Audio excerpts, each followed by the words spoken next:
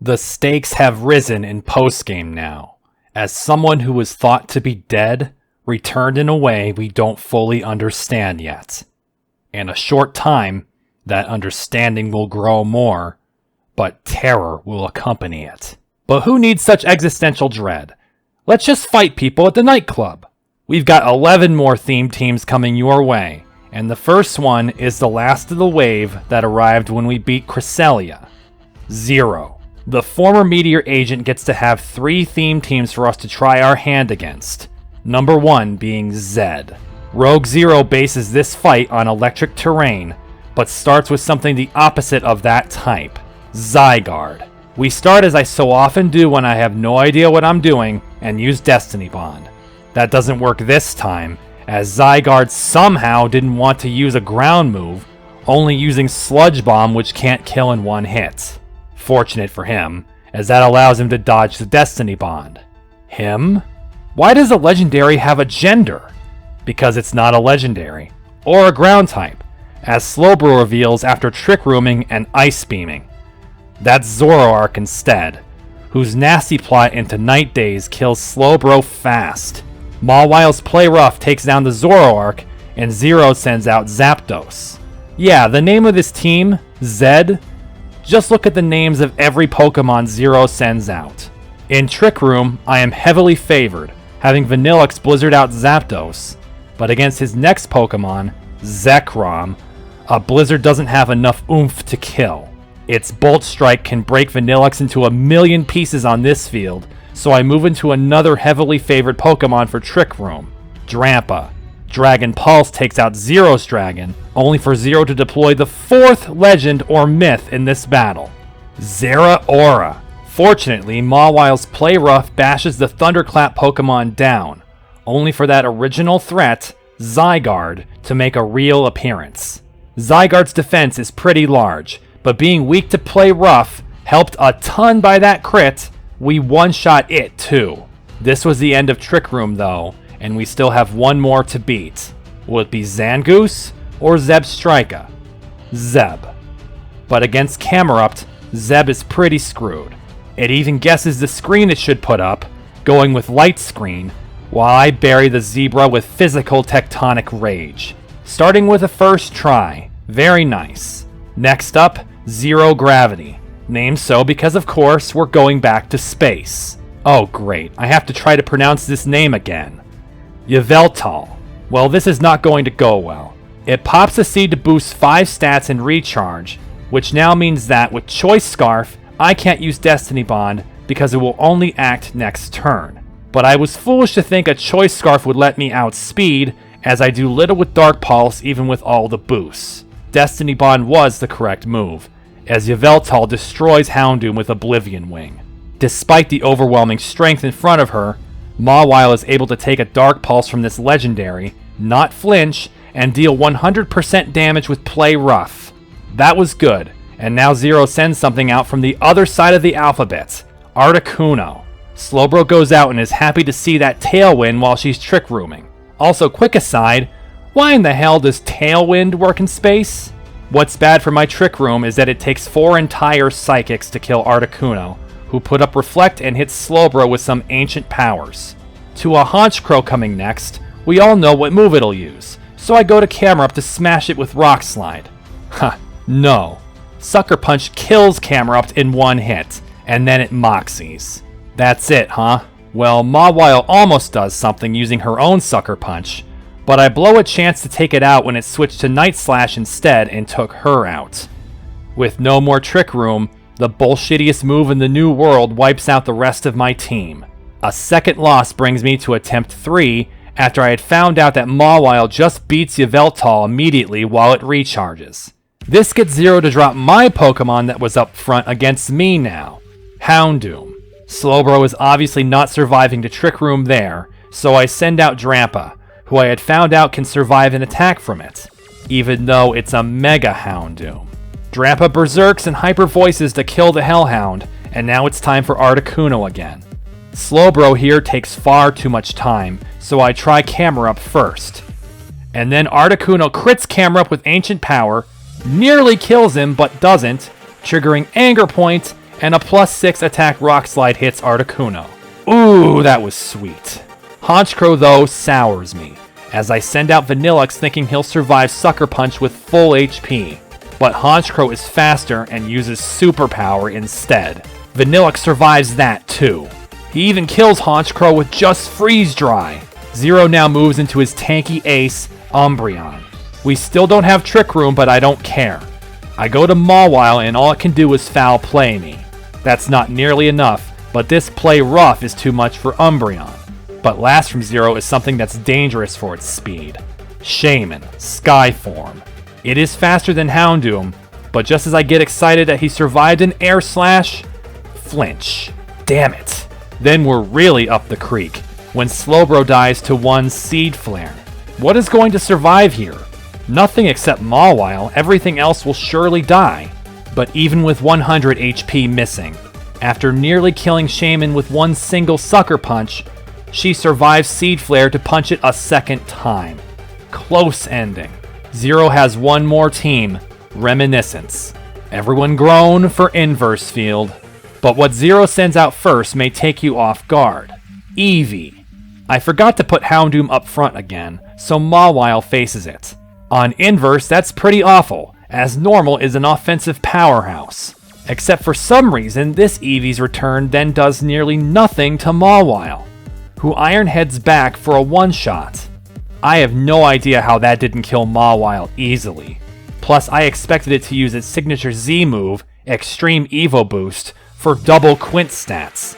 It does have the ability to do that, by the way, but as soon as I see that Zero wants to send his Ace Evolution out next, I realize what the rest of this team will look like. We're looking at an all-Evolution team.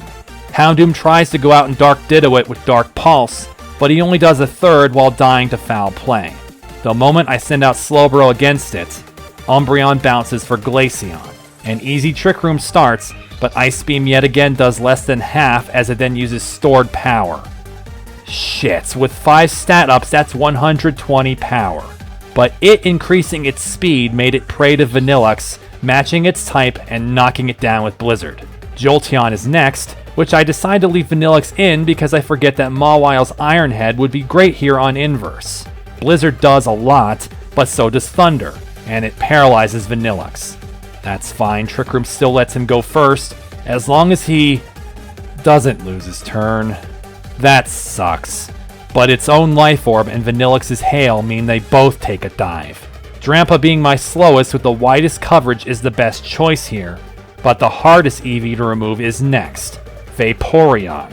Yet again 5 stat increases takes its first turn, but one Ice Beam doesn't get quite to half even with Hail.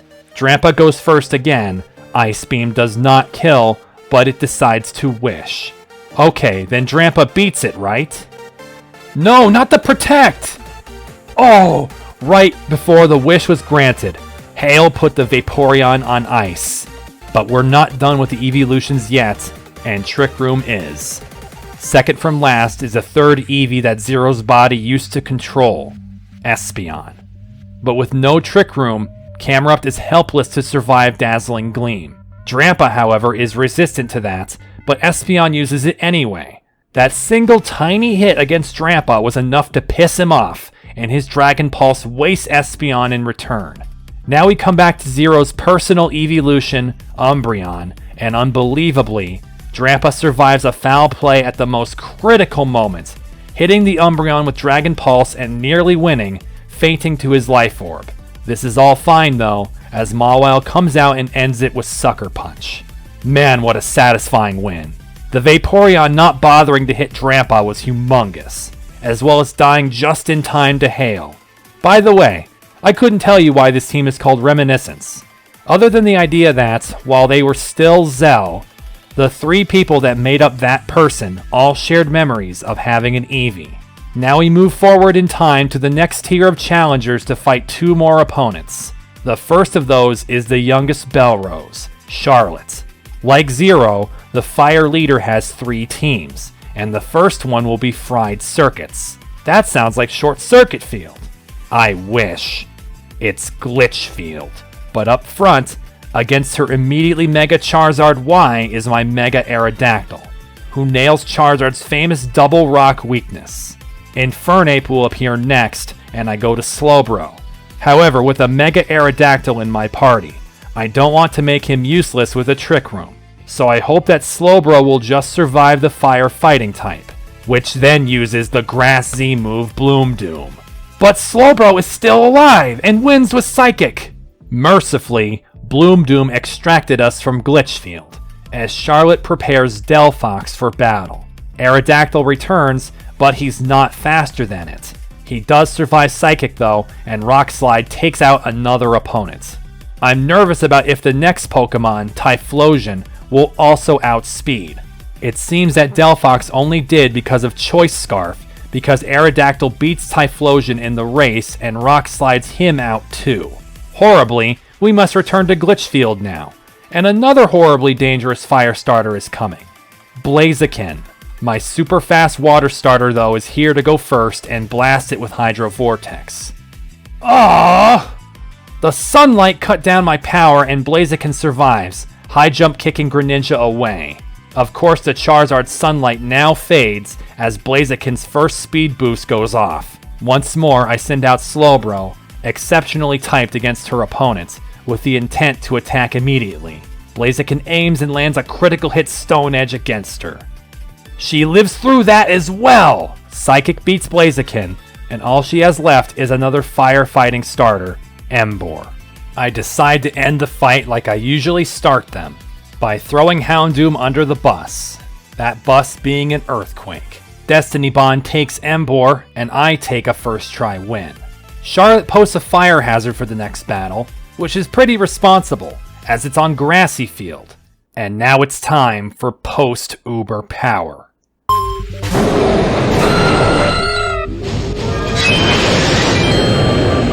Here we go. Primal Groudon. This really sucks for Aerodactyl. Even being neutral with Rock Slide now, this colossal enemy won't fall to him. Horrendously, it only does a quarter to Groudon, as the Primal then uses the same move on Aerodactyl to one-shot him.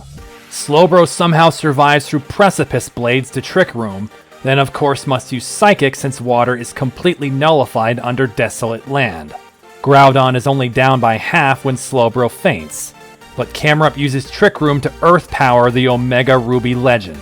Harsh Sunlight is gone now, and somehow this field still isn't on fire. The next Pokemon out, Charizard, Mega evolves once again to trigger regular Sunlight, but Rock Slide finds its mark. Charlotte apparently didn't learn her lesson though, and sends Volcarona now. Rock Slide one-shot. Now she's sending something that won't die to Rock Slide. Reshiram. Oh, now that's a problem. What's really a shame is that Drampa, hitting weakness with Dragon Pulse, is barely off the KO, while Reshiram's legendary power takes out Drampa with the same move. Now Camerupt's Rock Slide can beat the Reshiram, and somehow the Trick Room is still here to meet Chandelure. But despite everything going right with this next turn, Rock Slide hits, almost kills, and flinches the Chandelure. Trick Room then ends. I have two fast Pokemon left though, Greninja and Houndoom. There's no more sunlight, so Greninja's Water Shuriken can take out the light fixture, getting an initial crit to solidify it. Finally, Charlotte's last Pokemon is her ace, Ninetales, which somehow does not use Drought again. But against a Houndoom with Flash Fire, Charlotte once again is forced to mirror my Houndoom's move, Dark Pulse, but naturally, Houndoom was far and away favored to win that matchup. How the hell did I first try that? And more shockingly, how is the field not on fire? Charlotte has one more team to showcase, a tribute team like Heather did too. Like Mom and Pop. Meant for her parents of the fire and dragon types. Charlotte borrows her older sister's field for this one, and starts with a Camerupt that boosts like 4 different times. Aerodactyl here doesn't afford me much since Rock Slide isn't super effective, but he gets one flinch and nearly overcomes the Camel, but faints to one Lava Plume. I bring out Greninja next, who has the opportunity to Hydro Vortex to change the field to Cave, but it's such overkill against Camerupt. Instead, I gamble with Water Shuriken, not sure why I did that when I'm faster and Surf was better almost all the time, but Camerupt still does faint. But whatever speed advantage I had is called into question against another Reshiram. Despite the legendary speed, Greninja's is higher, and he goes first to Hydro Vortex, solidifying the lava, but only taking a quarter from Reshiram, fainting right after to its Dragon Pulse. When Slowbro comes out to Trick Room, she's helped immensely with a Blue Flare miss. However, Psychic Blue Flare Psychic puts us both at a sliver of HP each, but after my second Psychic, Reshiram goes to roost. Damn you, why'd you do that? Slowbro faints, then Drampa appears to beat Reshiram easily. But when I see that Groudon is coming next, I know that it's time for another Primal Reversion. Trick Room with a Camerupt that knows Earth Power gives me an avenue to one-shot it first. Turtonator next worries me about speed, and once again we must discover who is faster, the turtle or the camel. The turtle, meaning the camel Earth Powers first and knocks it out. Trick Room continues even now, as Charlotte is sending out Charizard for the third battle in a row. This time though, it isn't Mega Y, it's Mega X. The Dragon type takes away the quad damage of Rock Slide, which is enough to keep it alive to outrage back and beat Camerupt. Trick Room is given up now, but I have a speedy Pokemon left, Houndoom, who mops up Charizard X. Charlotte has one last troublesome Pokemon left, Heatran. Dark Pulse could hurt it, but I wish I could switch to Destiny Bond right now. With a choice item, I can't, so instead I go to Drampa in the hope that I survive a hit. What I find is that Heatran can barely do anything to me. Magma Storm ends up missing several times, and Dragon Pulse and Hyper Voice eventually whittle down the legendary. Sorry, Charlotte, you get to have a distinction of being the only Theme Team opponent thus far that I have won against all of your teams in one try. The next opponent, with 5 total teams, is much less likely to have this happen to her too. Ciel. We begin with Above the Rabble, which takes place in a sewer? Of course, being a flying leader, Ciel's Pokemon, starting with Pelipper, have nothing to fear from the Murkwater surface. I start with Aerodactyl, but despite Rock Slide being good for Pelipper, it lives narrowly and gives back a stinging brine. Somehow, Aerodactyl also lives. A safe Iron Head beats the Pelican, but Ciel decides she isn't going to mess around. Time for one of the tankiest and most obnoxious legendaries you'll see very often, Lugia. I tell you what, Lugia annoys me immensely, all because of the ability it will always have instead of pressure, Multiscale. Just like Dragonite, it will take half as much damage if it has full HP. As such, Rock Slide can only take away a third, and Lugia dusts Aerodactyl. As is typical with a water field, I want to freeze it with Vanillux, and that goes doubly so against a flying type user. Lugia of course hits first with another boosted brine, but it doesn't take half from Vanillux. He blizzards the legend and entombs it in the toxic water under ice. Of course, Vanillux isn't that fast, and against Celesteela, he's not super effective. But it's not time for Trick Room yet. Galvantula is in my party and has Electrium Z. Gigavolt Havoc almost gets the Ultra Beast, but it can only do a moderate hit back with Air Slash. Thunderbolt takes it down, but once again Ciel counters my current Pokemon. Zapdos is next. Can't Trick Room there either. Instead, Drampa goes out to resist Electric. Even better, he just dodges Thunder, then Ice Beams with a boost to bring Zapdos to 1, then 0 with Hail. Gyarados is coming next, and that's the time to use Trick Room, especially after that Dragon Dance. Slowbro's Psychic takes a lot from it, but she faints to Hypersonic Sky Strike. Fine, use that on not Vanillux, who will then freeze dry you easily. Last into a Trick Room comes Thundurus, and just like the legendary fight, it can't survive an ice move. Great first try again. Ciel heads for New Horizons. That means New World. Togekiss shows up for the billionth time out of a trillion, but Aerodactyl wipes the floor with it using Rock Slide. Despite Aerodactyl's speed though, I'm not sure he can go faster than what will definitely be Skyform Shaman. I tried changing to Houndoom to use Choice Scarf, but that's not enough. Houndoom falls to 1 boosted Earth Power. Aerodactyl, as I predicted, also cannot outspeed and falls to Seed Flare. You'd think that after Galvantula and Slowbro both faint, that this means I'm swept, but Shaman misses a Seed Flare against Vanillux. He lands his own 70% accurate Blizzard to then take it out. But you know what flying type just ruins Vanillux? Ho-Oh. Uh-oh. So that's the end of this attempt. I came to find out that this roster is stacked. Here comes the 4th attempt.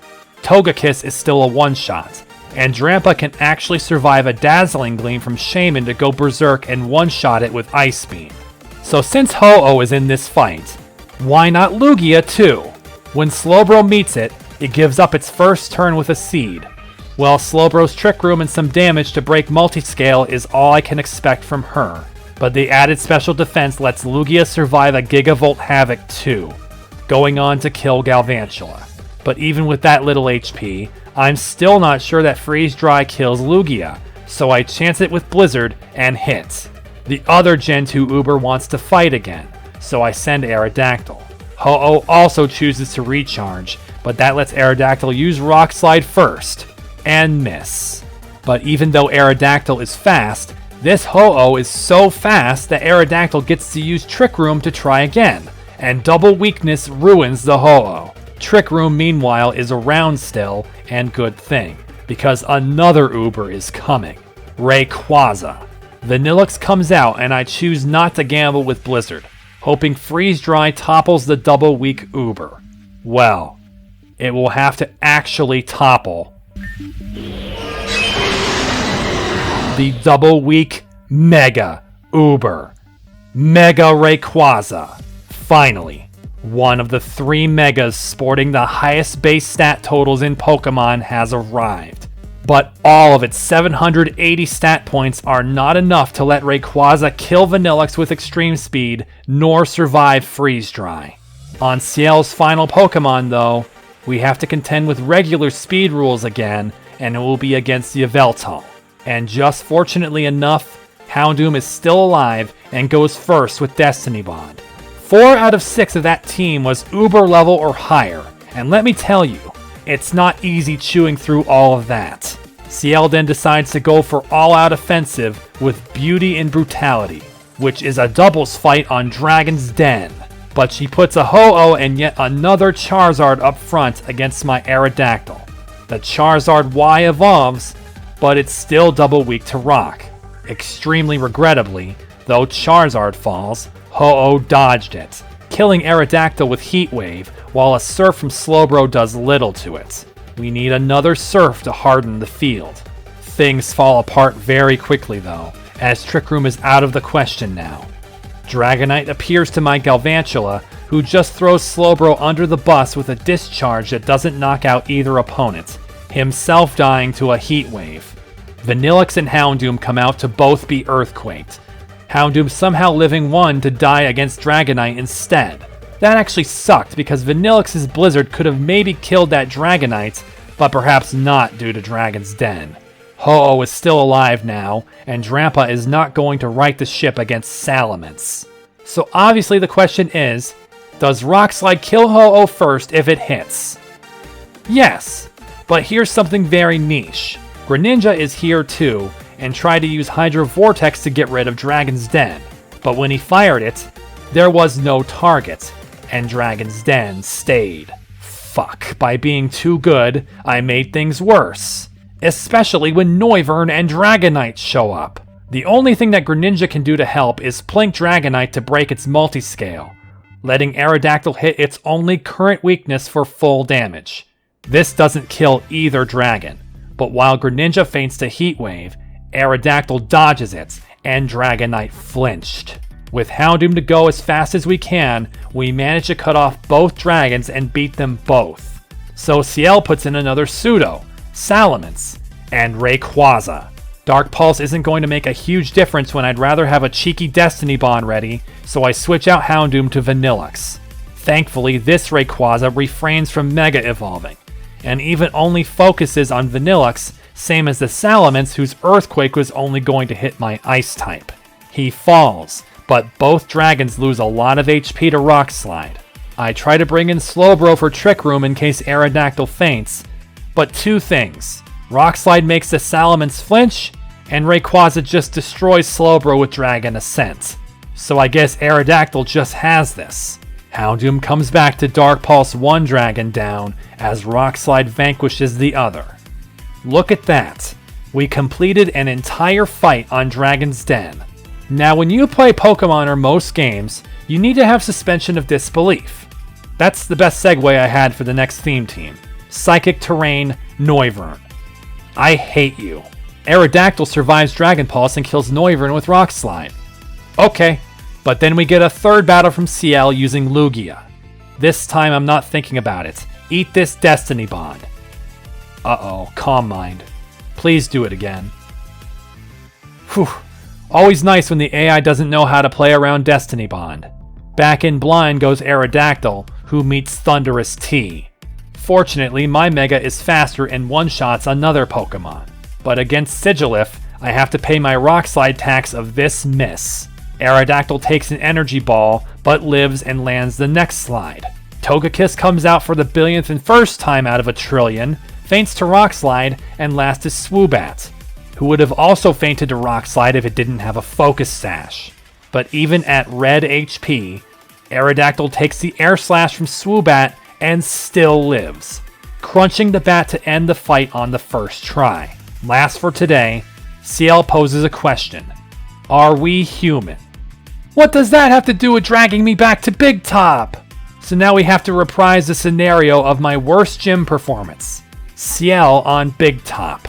It gets worse being in doubles, but this time I have something I didn't have back then.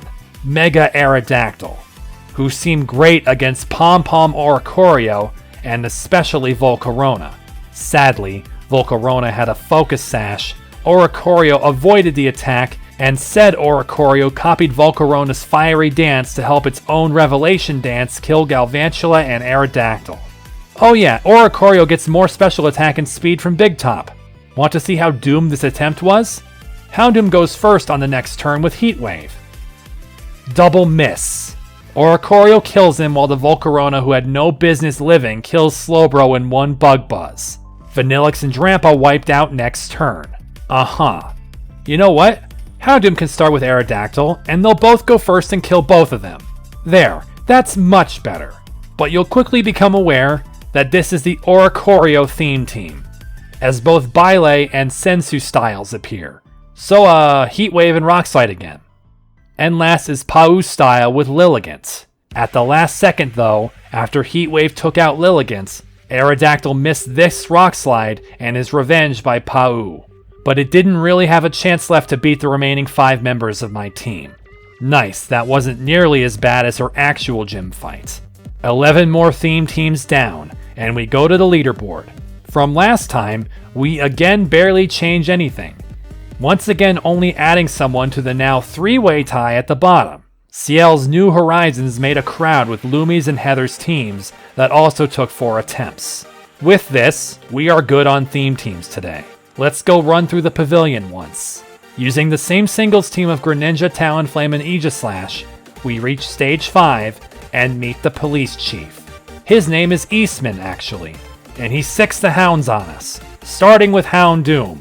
It uses Sucker Punch, but Greninja's Dark type softens that, and he easily swamps it with Surf. Then he uses a very different kind of hound, Entei. It goes for extreme speed, but that's also not enough to kill, and Greninja hits it with Surf 2 for another one-shot. Last is a no-brainer for the policeman, Arcanine, who for the 3rd time uses a priority move to hit Greninja first. And for the 3rd time, he lives it, and uses Surf to win the fight. Hell yeah, Greninja. Alright, now that I've built up my confidence, it's time for it all to be ripped away from me. What I have to do next has been terrifying me the closer I got to it.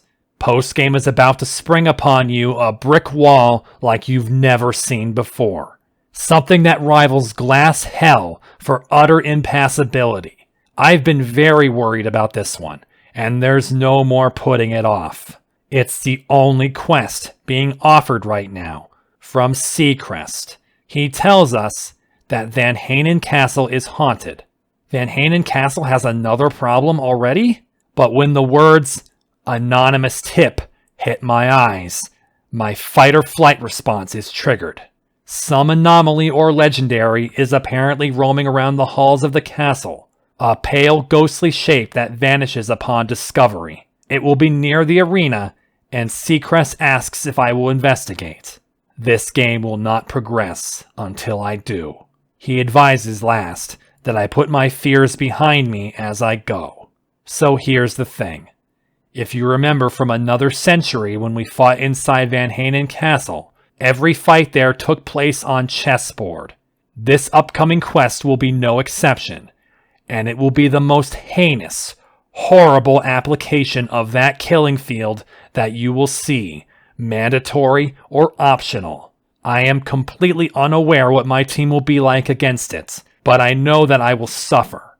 Because of this, I decided I needed something to tilt the scales in my favor as much as possible. That's when I thought to steal the trick that we saw from Bennett in one of his theme teams.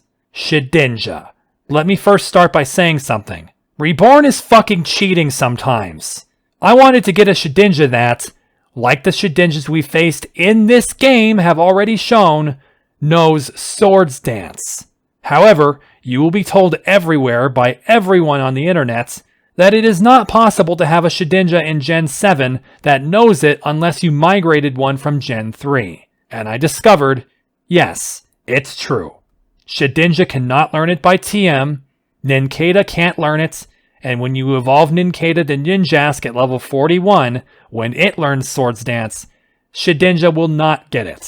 So yeah, every time from now on when you see a Shedinja using Swords Dance against me, that's cheating.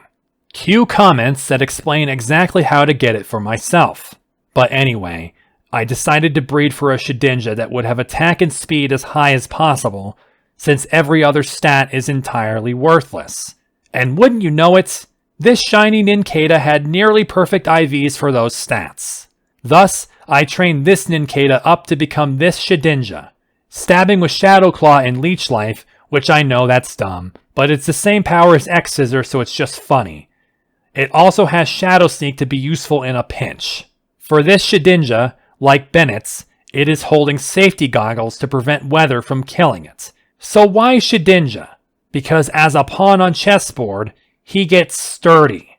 Oh yeah, combined with safety goggles, that means he's only susceptible to poison and burn statuses to die, barring other niche solutions. But despite how difficult it would be to remove, I don't expect this to save me. I'm sure that there's something I'm going to be bitten by, but until we get in there and see what horrible surprises await us, we can only do so much prep. In that case, with a terror in my chest, I fly to Van Hanen Castle and begin to walk through the halls we conquered 14 episodes ago to the final arena. In this room, the lights are still out, and a hush falls. The stairs up to overlook the chessboard wait for us. We mount them and look down to see Gardevoir within an anomaly.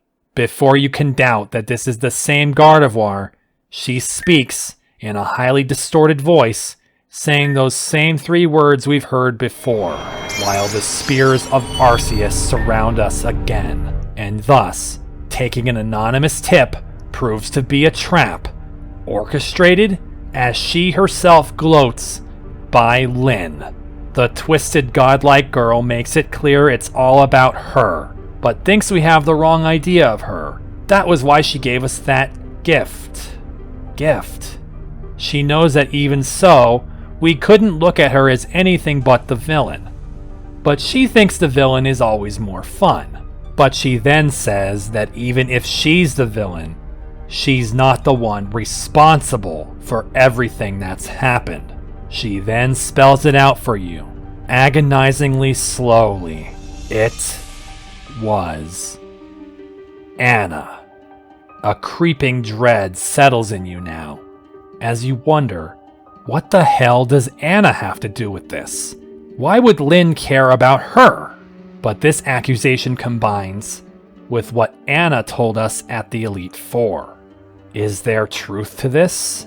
But Lynn offers no more exposition, instead giving us another present. That being this hellscape. Because Anomaly Gardevoir isn't enough. Lynn's present, in her words, is buy one, get one free. And there's only one person that matches with Gardevoir. From a burst of darkness we saw before, appears Radimus. Lynn says, all we have to do is dust off this cosmic energy that came from her room, that seems to affect people. She then says to put on a good show. They're always watching. And then the twisted play begins.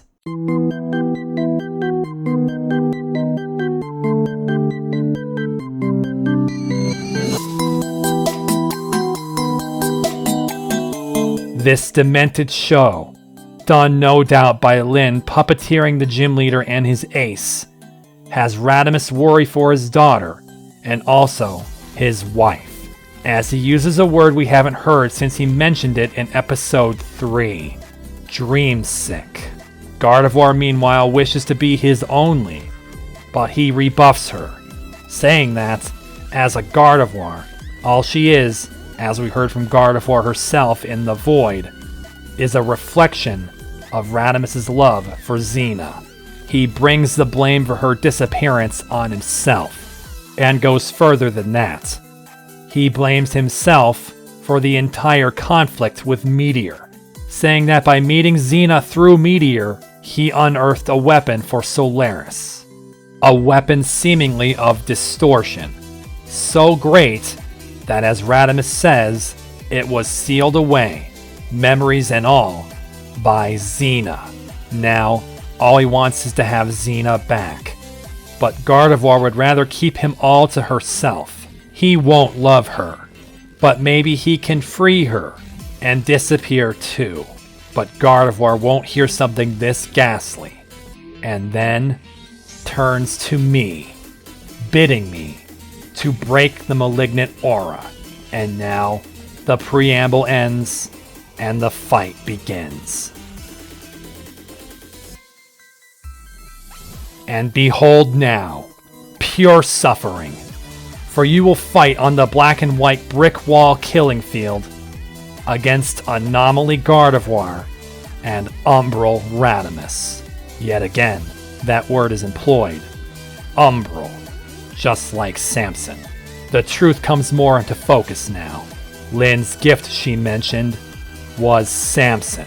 But her gift in truth is really using our friends as weapons against us. The worst of all is how she uses them against me now. Postgame will not let me continue unless I surmount this hellish doubles fight by defeating 12 Pokemon with my 6. I cannot begin to describe how much despair I felt the last time I tried to win this fight. It will start against Bisharp and Cloyster, as I use my newest Pokemon Shedinja with Slowbro.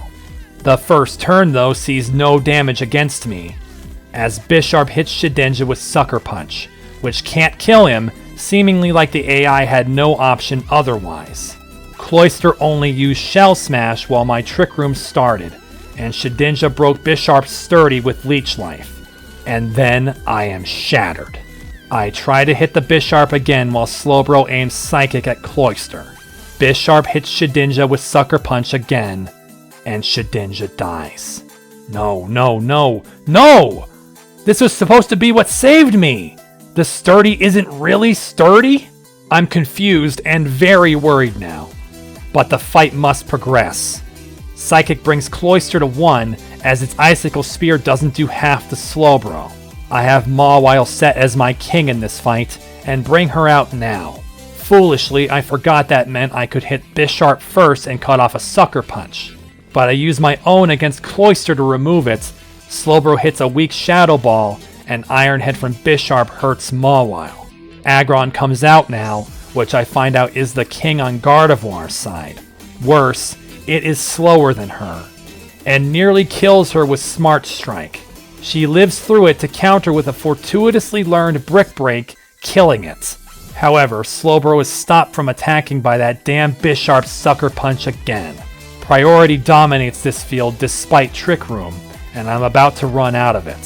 Speaking of priority, Zarina appears, who will surely have queenly majesty to stop priority moves against her. But it's worse than that. Sucker Punch from Mawile fails against Bisharp too.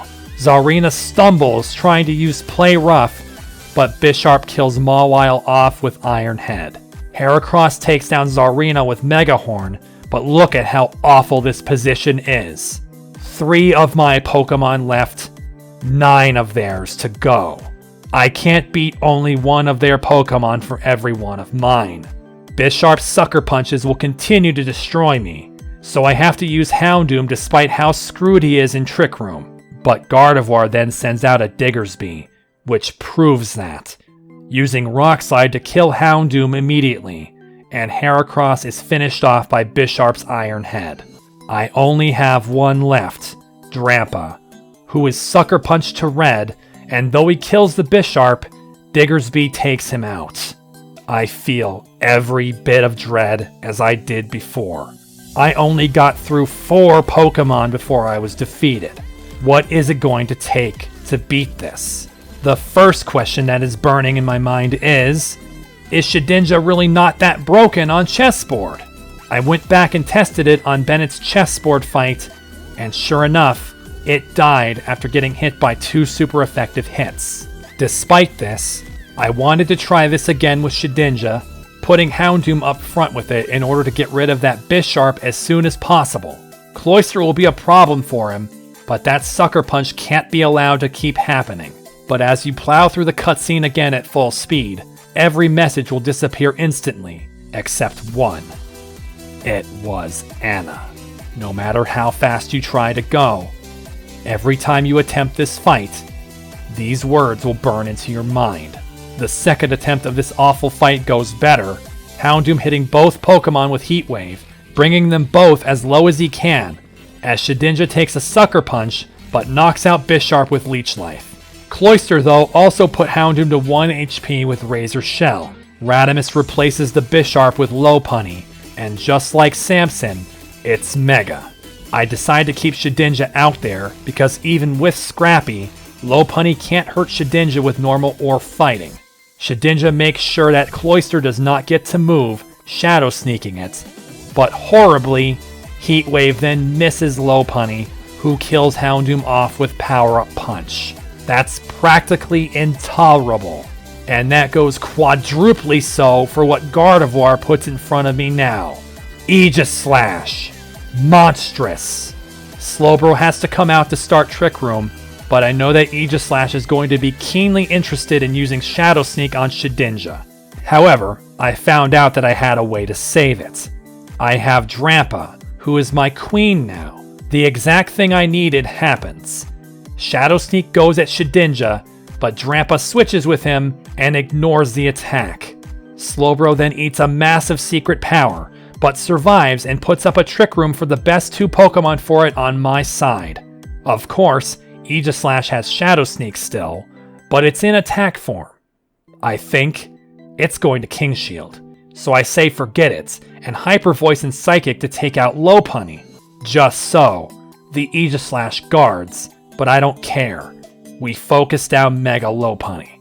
Radimus sends out Escavalier next, his own king, despite looking like a knight piece. I'm extremely happy I have Flamethrower on Drampa, but Slowbro is in serious trouble between Shadow Sneak and Escavalier's king priority. But the way they lined up, Escavalier went first to Fell Stinger Slowbro, defeating her for a drastic attack up. But Aegis Slash's desire to Shadow Sneak her too causes it to do nothing again. Drampa then shot the Flamethrower that incinerated the Escavalier. That is good, but Alakazam has been deployed by Radimus now as his queen. I put Shedinja back in, thinking that now he will be able to take a hit again with Pawn Sturdy. At the same time, I'm thinking that Aegis Slash will bait me to attack a King Shield, so this leaves me with ample opportunity to focus down Radimus' most dangerous Pokemon. Yes! Get outplayed, Aegislash! Alakazam is struck twice, and even with increased defenses, we remove his queen from the board too. Can I really reduce this to a 2-on-1? Radimus still has 2 more. First, Kartana, but that's another perfect target for Flamethrower. Shedinja will probably be the target for Aegislash now, which is fine. His Sturdy will... No! Even switching out didn't reset the Sturdy? Aegislash's Shadow Sneak beats Shedinja's, and he's gone. All this time I've been calling it Pawn Sturdy, but it's become clear to me that it should be called Pawn Focus Sash. Despite this gutting revelation in the middle of a great attempt, I'm still able to make progress. One Flamethrower burns away Kartana, but Radimus's last remaining Pokemon is a Samurott, something that my team has none of the things it's weak to. At this point though, it's time for Mawile to come in for sheer force, priority boosted by her King status. Yet again, the best thing that Aegislash could do was leave its ally high and dry by King shielding again. I send a Sucker Punch and Dragon Pulse at Samurott. We defeated it, and Radimus' side is exhausted. I can't believe this is happening right now. This is an unbelievable attempt, but I'm worried. Trick Room is surely on its last legs here, after which Drampa is pretty much doomed. And now, we have to actually remove the Aegislash. But since it just went defensive, it's not going to block us. Can we kill that thing with 2 hits? Yes! Holy shit, that was important! But this brings back Aggron, who is Gardevoir's king, and that means it's going to go first to this field. It used Rock Slide, but somehow, Drampa survived it! But Mawile flinched. I knew that Brick Break killed it before, but it's up to Drampa now with neutral Flamethrower. Oh my god! That was enough! This is insane! Can this go all the way? But I am forced to temper my expectations for 2 reasons. Trick Room is gone, and Drampa's Life Orb will only permit him to survive his own attack once more. What's worse is that Zarina is back. In that moment, I had been forgetting that Mawile was going first because of King priority, not Trick Room. When I attacked Zarina with Play Rough and it failed, I felt gutted, and I prepared for one of my Pokemon to faint. High Jump Kick didn't kill Mawile. Drampa's Flamethrower one-shot Zarina, and Life Orb doesn't kill him. Diggersby comes out, but Mawile is going to go first. She kills it in an Iron Head. No way.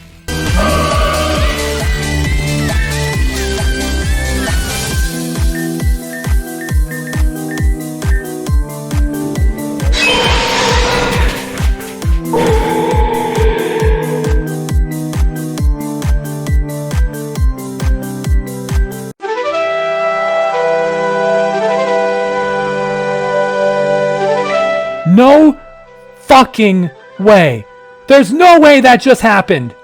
I cannot believe it. 2 tries. You can't understand the suffering I went through the last time I did this. Dozens upon dozens of attempts went into this grinder of a fight. Absolute despair as I slammed against the never-ending wall of opposition, feeling completely helpless and out of my league. And now, I have come back to it, and am delivered a jaw-dropping result that I would never have predicted. One look behind the curtain I wanted to mention. The Pokemon in this fight are statted extremely strangely. All of Radimus's Pokemon, and Gossip Gardevoir herself, has 252 EVs in all stats, but all of the Pokemon in this fight have 0 IVs. It's a bizarre design, but it yet again would teach you. This is still not the worst that the game could hurt you with. No matter what, though, I feared this fight and achieved something incredible today. But as I said, my last file felt despair. So much so that I saved a screenshot of the team I used for it. Yeah, were you wondering what happened to these? After the champion fight with Lynn, I ended up not caring about this as much, thinking, like a fool, that the post-game fights weren't important. Then this single fight, which could rival Glass Hell for pain, changed my mind. I wouldn't save one for every fight, just the ones that left me bloody and hopeless. Last time, when I finally did overcome this hell, I did it with a recently acquired shiny Slowbro, and that was the only Pokemon left. Drampa arrived too, which actually surprises me, because I truly don't remember using him that much. For a Trick Room team though, it made sense. The second Umbral battle is over, and upon their defeat, the two distorted characters in front of us begin to speak normally again. Radimus calls himself shameful for neglecting his duties again, but quickly takes them up, asking about Anna. When we tell him that she's asleep, he is relieved. She has not been taken entirely by dream sickness. He says he must hurry, mentioning also Noel, who must feel abandoned again. Then, Gardevoir admits she is to blame for what has happened, telling Radimus that she ended up using her black hole power against him because of the machines. The Pulse 2. She says that she could hear him reaching out to her at Victory Road, but a numbing anger blocked him out. An anger, she admits, could be traced to envy. She thanks me for saving the two of them, and tells Radimus she will tell Noel this too. Radimus also wishes to apologize to Gardevoir, but she won't have it. She reveals she is aware of how her feelings reflect his, but she won't let him feel responsible for them. She will always stay by his side, as he has more important matters to worry about. His son and a cure. Meanwhile, she's going to go to the TV station to make sure they haven't replaced her. To this, Radimus asks if we want to teleport back to the city with them. For once, yes, as Radimus thanks us once more. By the way, if you want to know the exact specifics of the ending to that fight, Mawile had 11 health left, Drampa had 6. When you return to the nightclub, you'll find that Radimus is already here, and sitting with Noel. Radimus asks if we will not hold it against him for how we ended up meeting again, though he wouldn't blame us if we did. I'll let you off this time, Radimus. It was probably 4 dozen attempts better than last time. He's going to do what he can to make things right, especially for Noel. Said son thanks us as well for finding his father, and says he can do better too now. Also, as you might expect, Radimus adds new theme teams to the club. Yeah, and one of them. But not today. It's time to meet the new quests. There are 8 of them. It was beholding this wall of people and the lights all over the floor that I realized, as I had been expecting, that my plan for the post-game was simply not going to be feasible. I suppose it's time to say what that was. I wanted to end every episode at the point right when our post-game level cap increased. In order for that to happen this time, I would have to do all 8 quests here this episode.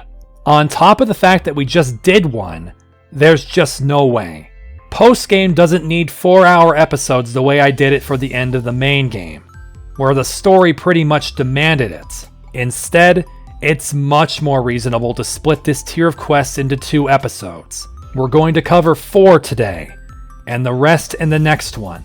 I will talk to every quest giver right now though, starting with Marcello.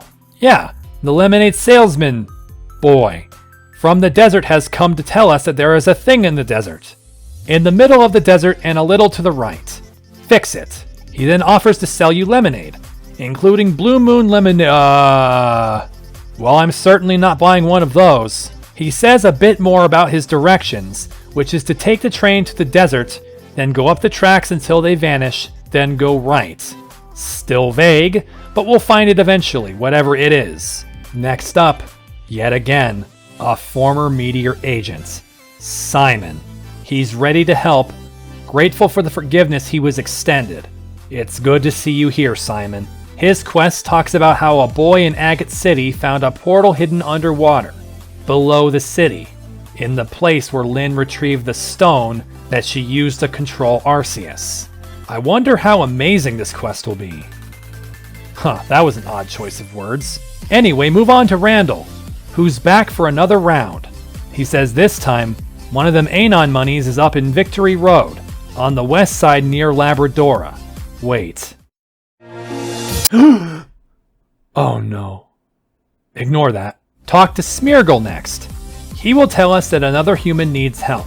Fast angry. Human hurt. Go to the train cave near Big Man Woods, along with Spiky Human. Okay, a lot of things I don't get, but they'll probably all make sense by the end of the next episode. Maxwell, my man, how the hell are ya? He's happy we're back in it, and gives us the lowdown. There's a ton of steam pouring out from Cressolia Spring, and it's worrying the people in Spinal Town. Now that's a bit lighter fare than several of these other ones. Not so for what Zero's next mission is. He tells us that Aya and Hardy went off and found a couple artifacts. 2 orbs. Adrian apparently wanted me, and only me, to take on this quest, to meet them at the train station. Okay, wait. These quests can't all be the crazy ones, right? Move one spot down and speak to our game master from the Reggie realm, Danielle. She's found out that I am the champion. Is that going to mean she'll treat me with respect? Hell no. I'm too easy to bully. Anyway, she tells us that a legendary was spotted in the glass workstation. She was requested to send someone familiar with the building. I am very familiar with it. But she goes on to say that the witness for that legendary is still loitering around up there. Wait, then that's... shit. Finally is Cass, who tells you that Anastasia was here until she heard a report and bolted out of the nightclub. Why? There's a Meloetta at the circus. No! What the fuck? What is this round of quests? Okay, look. Post-game, naturally, is the part of Reborn I've played the least. So of course I don't remember lots of details about the order of quests or which quests mean what Pokemon to deal with. But this round is loaded. I'm dumbfounded that there are this many of the huge quests all at once. I really thought some of these were spread out more and later into post-game. Or maybe I'm just severely misremembering how many huge quests there are. Anyway, Cass then hops the counter and heads for the exits. She's going to the circus too. No way she's missing this. This is our docket for the next couple episodes. And like I alluded, this is going to be a ride and a half and a few more. But as you exit the nightclub to begin whichever quest you'd like first, you'll then find Arclight out here, and I skipped over a few of his dialogue boxes. He's the spiky human Smeargle said was going to come with us to the Lost Rail Cave, but he mentions that there's going to be someone else there too. He says that while we're hunting the legendaries to keep the region safe, there are others who want them for personal gain. He mentions the same hint about the cave that we already know about, that inside the cave the rock formations show the way. We'll see you later, Arclight. Not this episode, but later.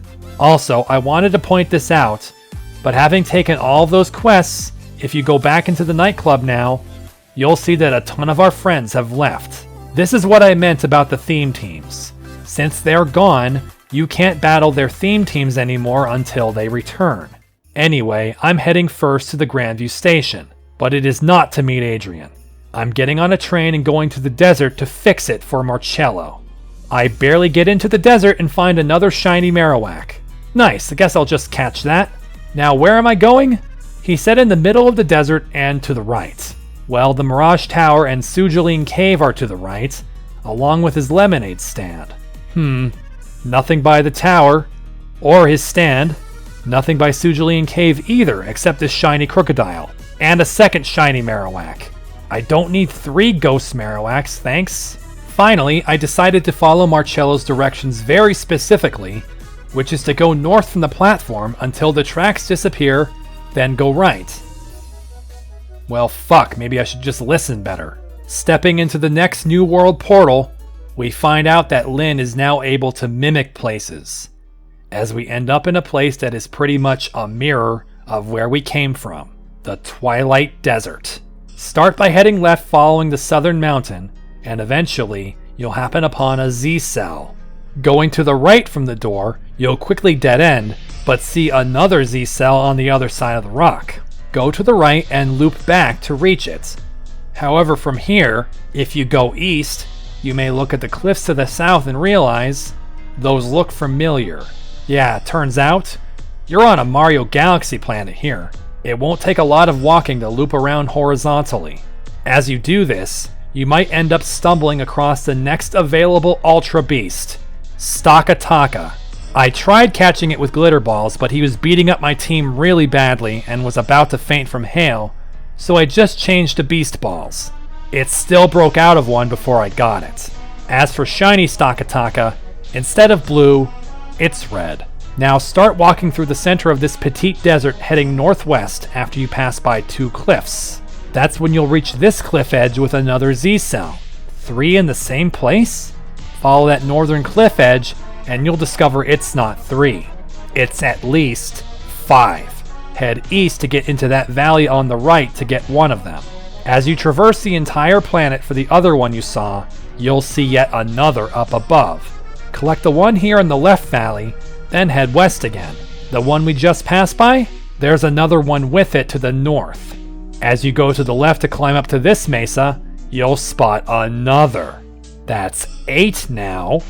Collect this one, then head up this sandbank to get to that most recent one you saw. Go back down that sandbank and west until you wrap the whole planet again to get the 8th one. Now ascend 2 layers by sand drifts to then encounter shiny Mandibuzz. Not sure why I haven't seen this many shinies in the last few episodes. Then they all started pouring out in the desert. But as soon as you're done catching that bird, you'll go north a bit and find a huge building. Lynn is making entire structures now? Scaffolding covers nearly all of the walls outside, and there are several gates and levers around here, along with the 9th Z-cell. I have a hunch about what legendary is around here.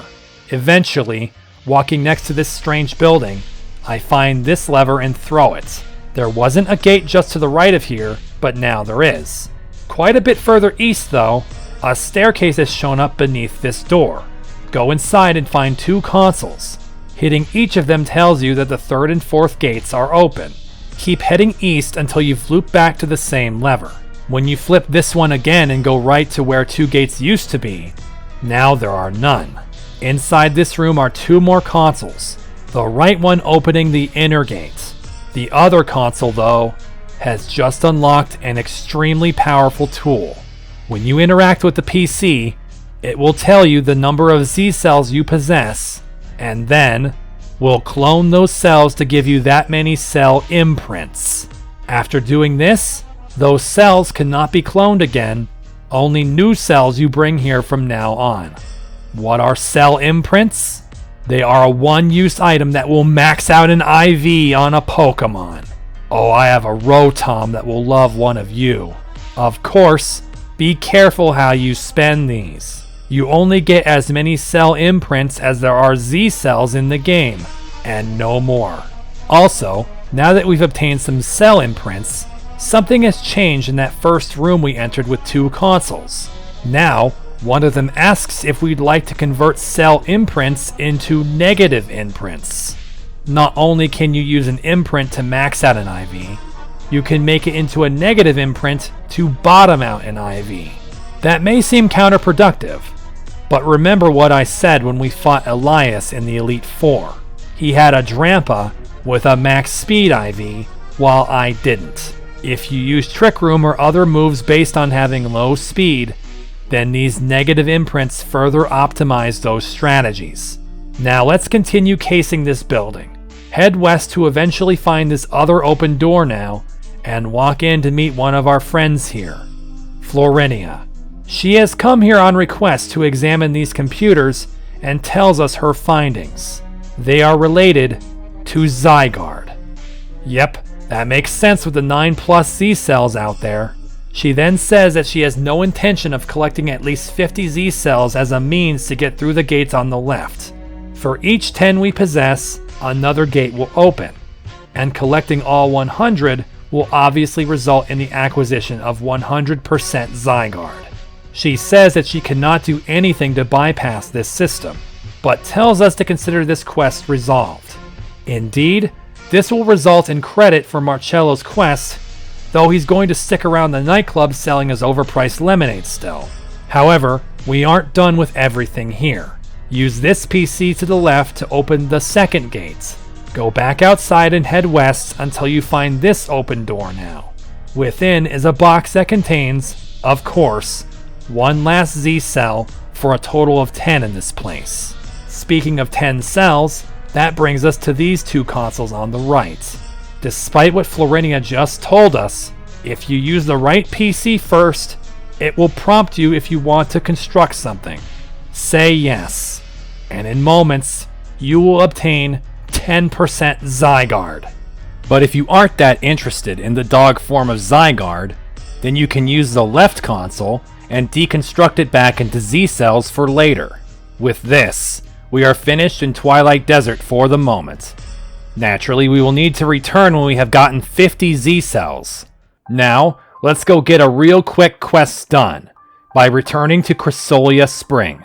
Start heading towards the lower floor and oh, hi Shiny Numel. Anyway, on the bottom floor, all you have to do is walk north to what I called a conspicuous section in episode 16. You'll quickly find the source of the new billowing steam, Volcanion, which is anomalized. Unfortunately for me, Volcanion wants to battle in doubles. Tornadus and Dragonite meeting us first on Superheated Field. Houndoom has no good move to this except Destiny Bond, which he is rewarded for using with a Hurricane from Tornadus. The Jin dies with him, while Dragonite and Slowbro use status moves, Light Screen and Trick Room respectively. That Dragonite is so dug in on this field. It takes less damage at full HP, Ice is half power here, and Light Screen is up. So Camerup's Rock Slide seems much more suited. But to join the Gen 1 pseudo is the Gen 5 one, Hydreigon. Mega Camerup's Rock Slide does barely a quarter to both opponents, while Slowbro's Blizzard misses the Dragonite. It hits and freezes the Hydreigon and cools off the field, and that Dark Dragon loses its turn. But Dragonite almost kills Camerupt with another Hurricane and confuses him. Camerupt then slaps himself and passes out. Thanks. Slowbro hits both with Blizzard now, though he doesn't kill either damn Light Screen. All she receives in return though is a minor Heat Wave and nothing from Hydreigon. Drampa joins Slowbro but can't do anything before the next Blizzard beats both opponents. But he'll have much to do against Silvally and Naganadel. I seriously can't tell what type Silvally is, but I assume it's fire. I just go for Blizzard again since that will hurt Naganadel, along with Dragon Pulse, and the two moves knock out the Ultra Beast. Silvally did resist the Blizzard, so looking like fire type. Until multi-attack hits Drampa for neutral damage. Okay, if that's the case, it must be Steel. Now the leader of this sauna shows up, Volcanion. That thing's unique typing makes it a pain to remove, especially with Camerupt already down.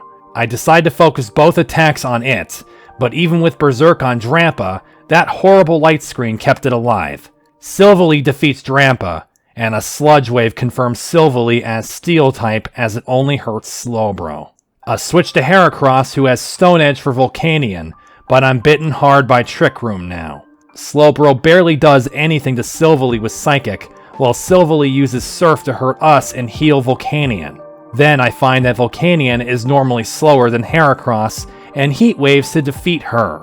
Aw man, and Greninja's all I have left! I'm really going to trip before the finish line like this? Sadly, yes, as Greninja never takes an action before Surf and Sludge Wave beat my last two Pokemon. Next attempt, I try to use Destiny Bond the same, only for Hurricane to miss this time.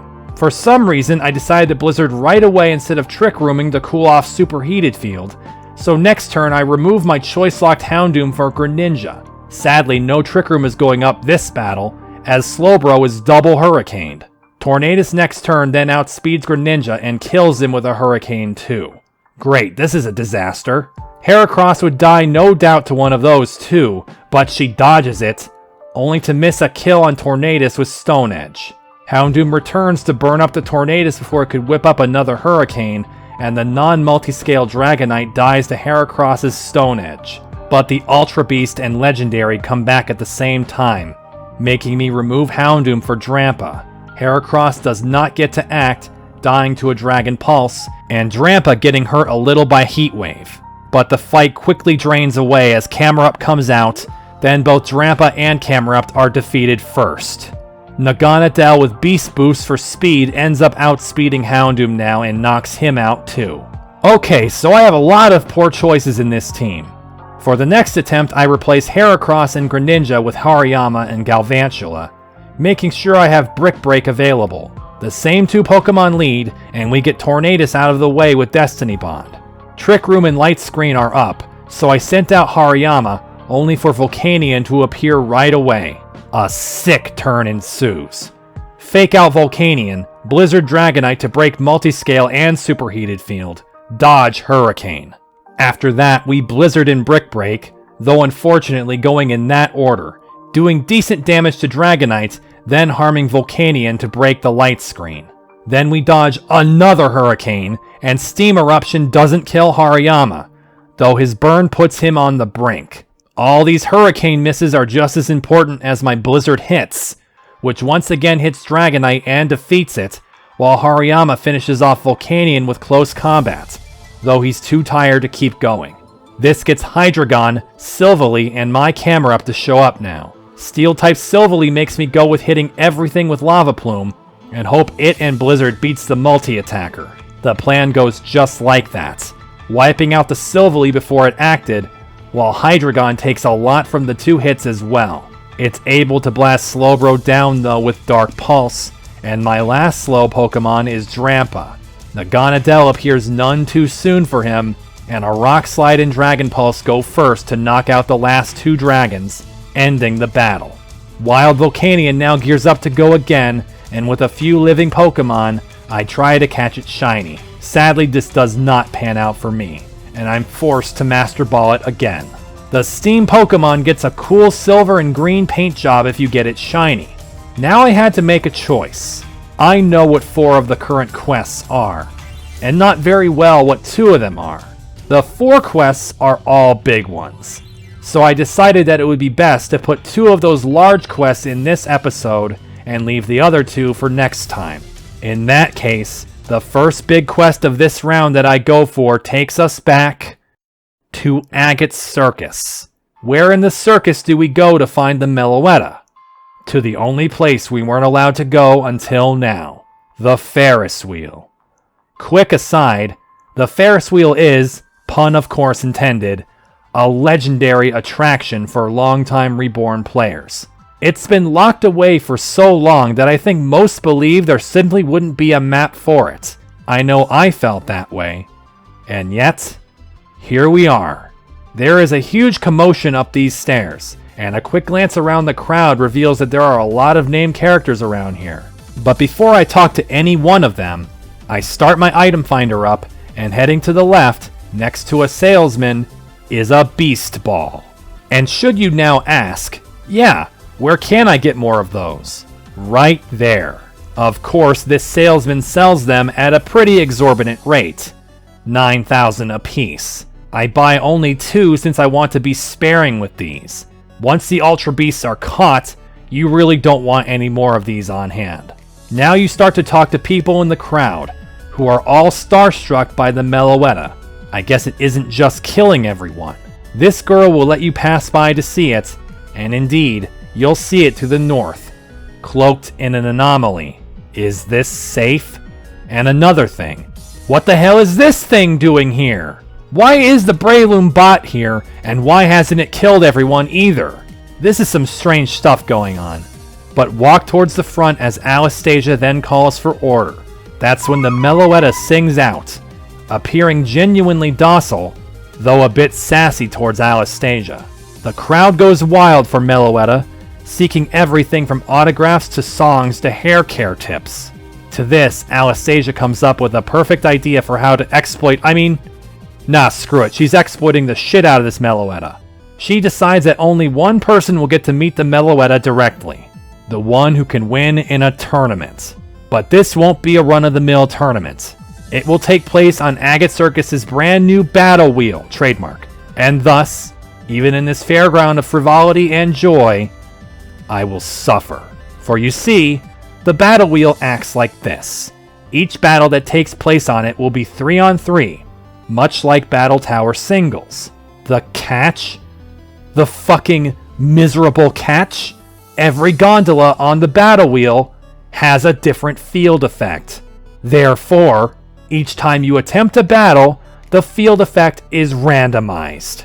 That means, no matter what your team is, you could win or lose against the exact same opponent if the field effect feels like it. You're going to see very soon how much that applies. Everyone disperses to sign up and prepare, as we can walk around and talk to everyone in the crowd. The named characters in this crowd include Break, McCrezzy, B, Julia, who really can't be trusted when there's more than 3 walls, Percy from the Desert Train Town, Santiago, Lumi, and of course Cass. To the right, you'll find that mythical Ferris wheel. In order to get on it and begin aforementioned suffering, talk to Samson and Anastasia. The former of those, the formerly lost strongman, says he's under orders not to just hand over the Meloetta now, saying we'll have to participate in the tournament first at least. So talk to his boss behind him, who says the same thing because money. But she expects we'll just win this whole thing anyway, and even waives the entry fee. With this, she signs us up and tells us to talk to the clowns in front of the battle wheel to start this tournament. This has in turn posted the tournament bracket, which shows a bunch of regular trainer names and titles alongside the established characters in the game. It ends up being pretty obvious who is going to advance in some of these matches. As for me, I'm about to have a rematch against the world-famous musician, Master McCrezzy. Talk to the right clown at the Ferris wheel and select your 3 Pokemon to get this underway. On this first attempt, I go for my Battle Tower trio, Greninja, Talonflame, and Aegislash. Then we enter our car. Oh, for fuck's sake! Off the bat, the first field is Glitch Field. Cool, this'll be a loss. McCrezzy makes it clear he will win to have Meloetta do a duet with him for his next hit song. Yeah, alright man, you can have this attempt. Leading with a Leavanny that outspeeds Greninja and kills him puts me in a bad mood. I go to Talonflame and one-shot it with Gale Wing's Acrobatics. Next is Como-O, which is a bit too thick for Talonflame. Brave Bird isn't enough, then it goes way overkill with Clangorous Soul Blaze. That quit boost makes Aegislash unable to kill with one Shadow Sneak, but she survives to take down the Pseudo. Unfortunately, Exploud last basically shuts down Aegislash. Well, that sucked. But here's the silver lining about these fights. This is not a gauntlet. You can prepare individually for each fight, and though the field effect is random, these enemy teams stay the same. By the way, I haven't been talking about levels, but this was a time when I was unhappy with my levels, Greninja being 14 levels under McCrezzy's Pokemon. All I want to say is that I will be bumping my levels up with Candy if there are disparities that large, but I don't plan to talk about levels that much. They're changing so fast it would be ridiculous to track them carefully. In the second attempt, Talonflame is up front, and Ashen Beach is below us. Leavanny dies instantly.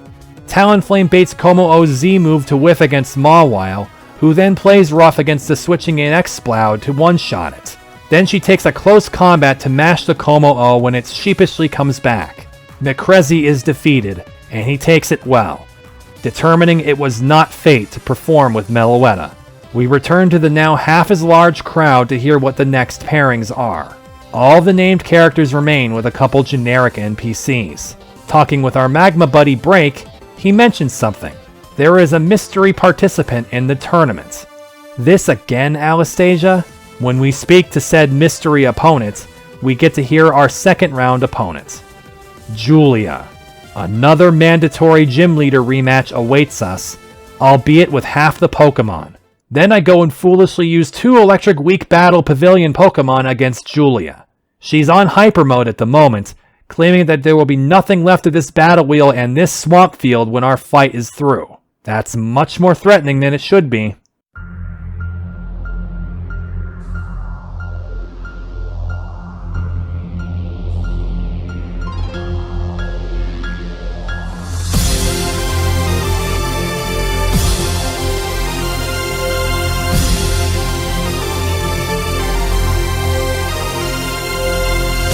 Anyway, my Greninja is outsped by Galvantula using Thunder.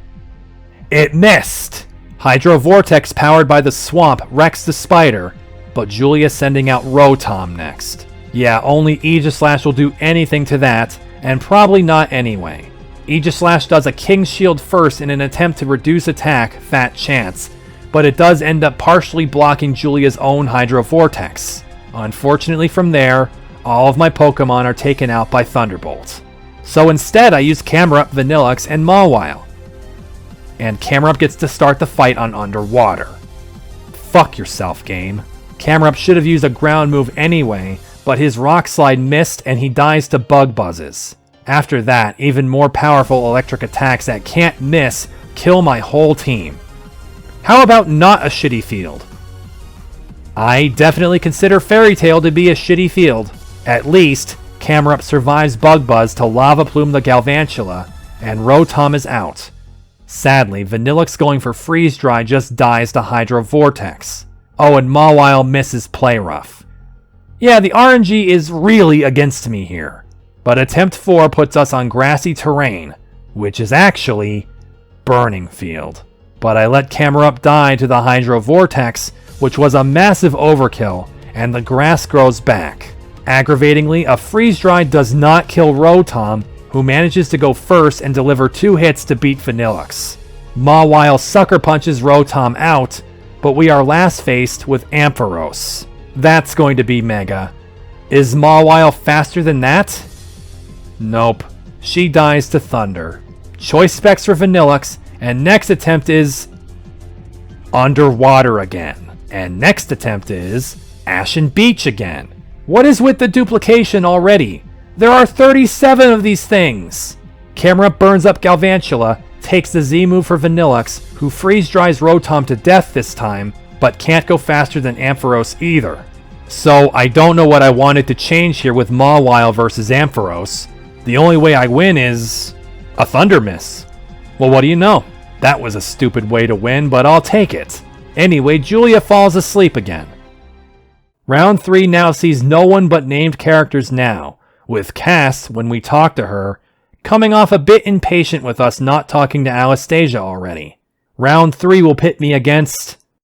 oh no, that robotic Breloom. Another rematch against this horrible automaton, and let me tell you, this Battle Wheel experience grated on my nerves. What's awful is that we got Factory Field first. Just right up your alley, Clarice. It starts with a Magnezone against Greninja. Well, that sucks, but it'll probably use Electric, so I switched to Camerupt. No, it used Flash Cannon, and one-shot my whole team. Well, I've got something for you. On a swamp, Houndoom melts the bastard down, but Houndoom loses a speed stage just as the Breloom is sending out itself. It starts by using Spore on Houndoom, then somehow Houndoom retakes the speed advantage, takes one Magnet Bomb, then wakes up the Flamethrower the fighting Steel type, and only do half. Shadow Punch decks Houndoom, then Camerupt comes out. Even all those speed stages down still lets Breloom bot Spore Camerupt first. But even when Camerupt woke up as fast as possible to hit it with Lava Plume, it still lived! Camerupt dies, but with that little HP left, Mawile can come in to Sucker Punch nothing because it switched to Magearna.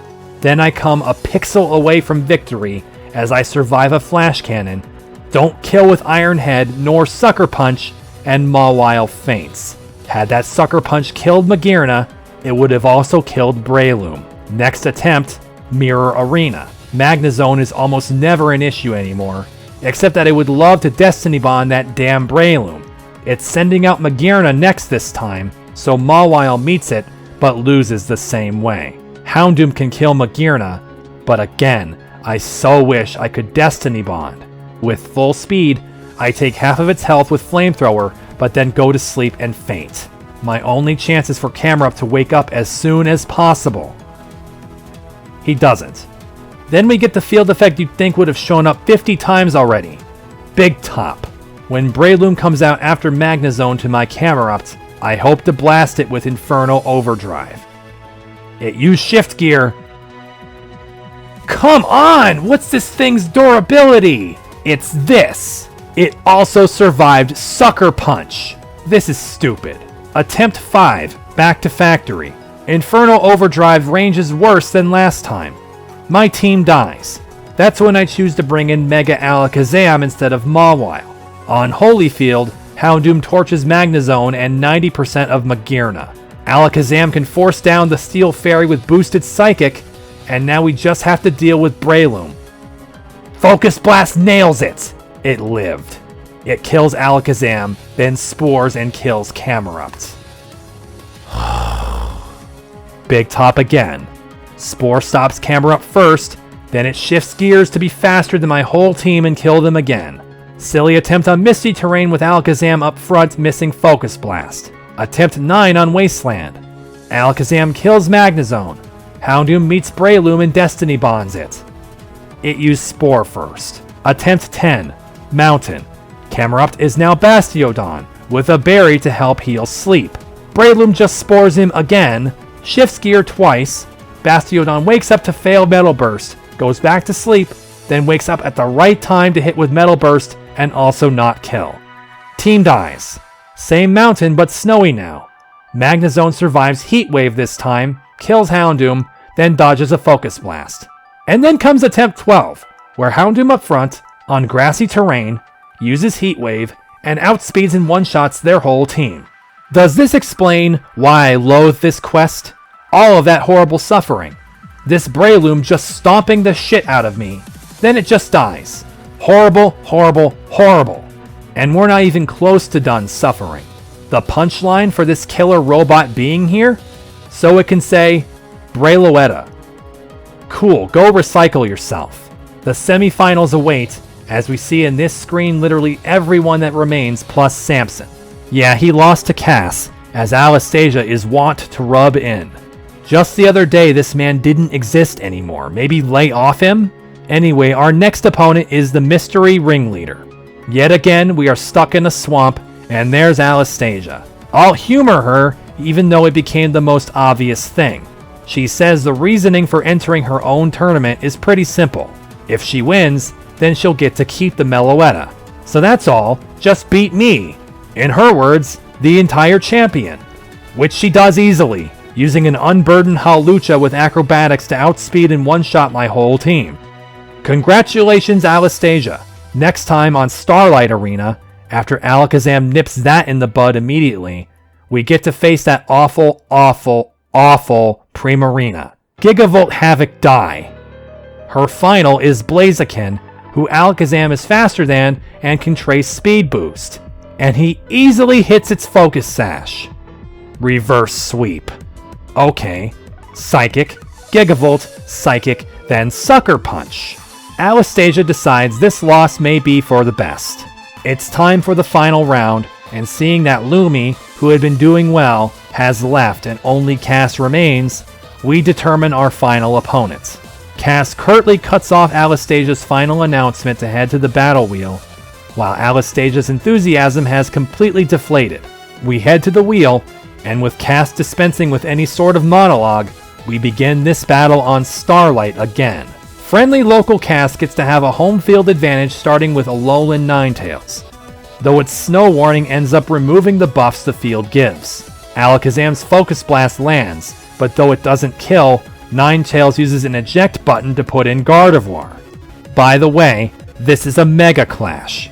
I have no good move to Mega Gardevoir, only lowering its special defense with Psychic before dying to Hyper Voice. Houndoom though comes in and gets a clutch flinch with Dark Pulse as Hail beats the Gardevoir. And then Cass sends in Meech, the Chinchino. Oh no. Houndoom, please get another flinch. No.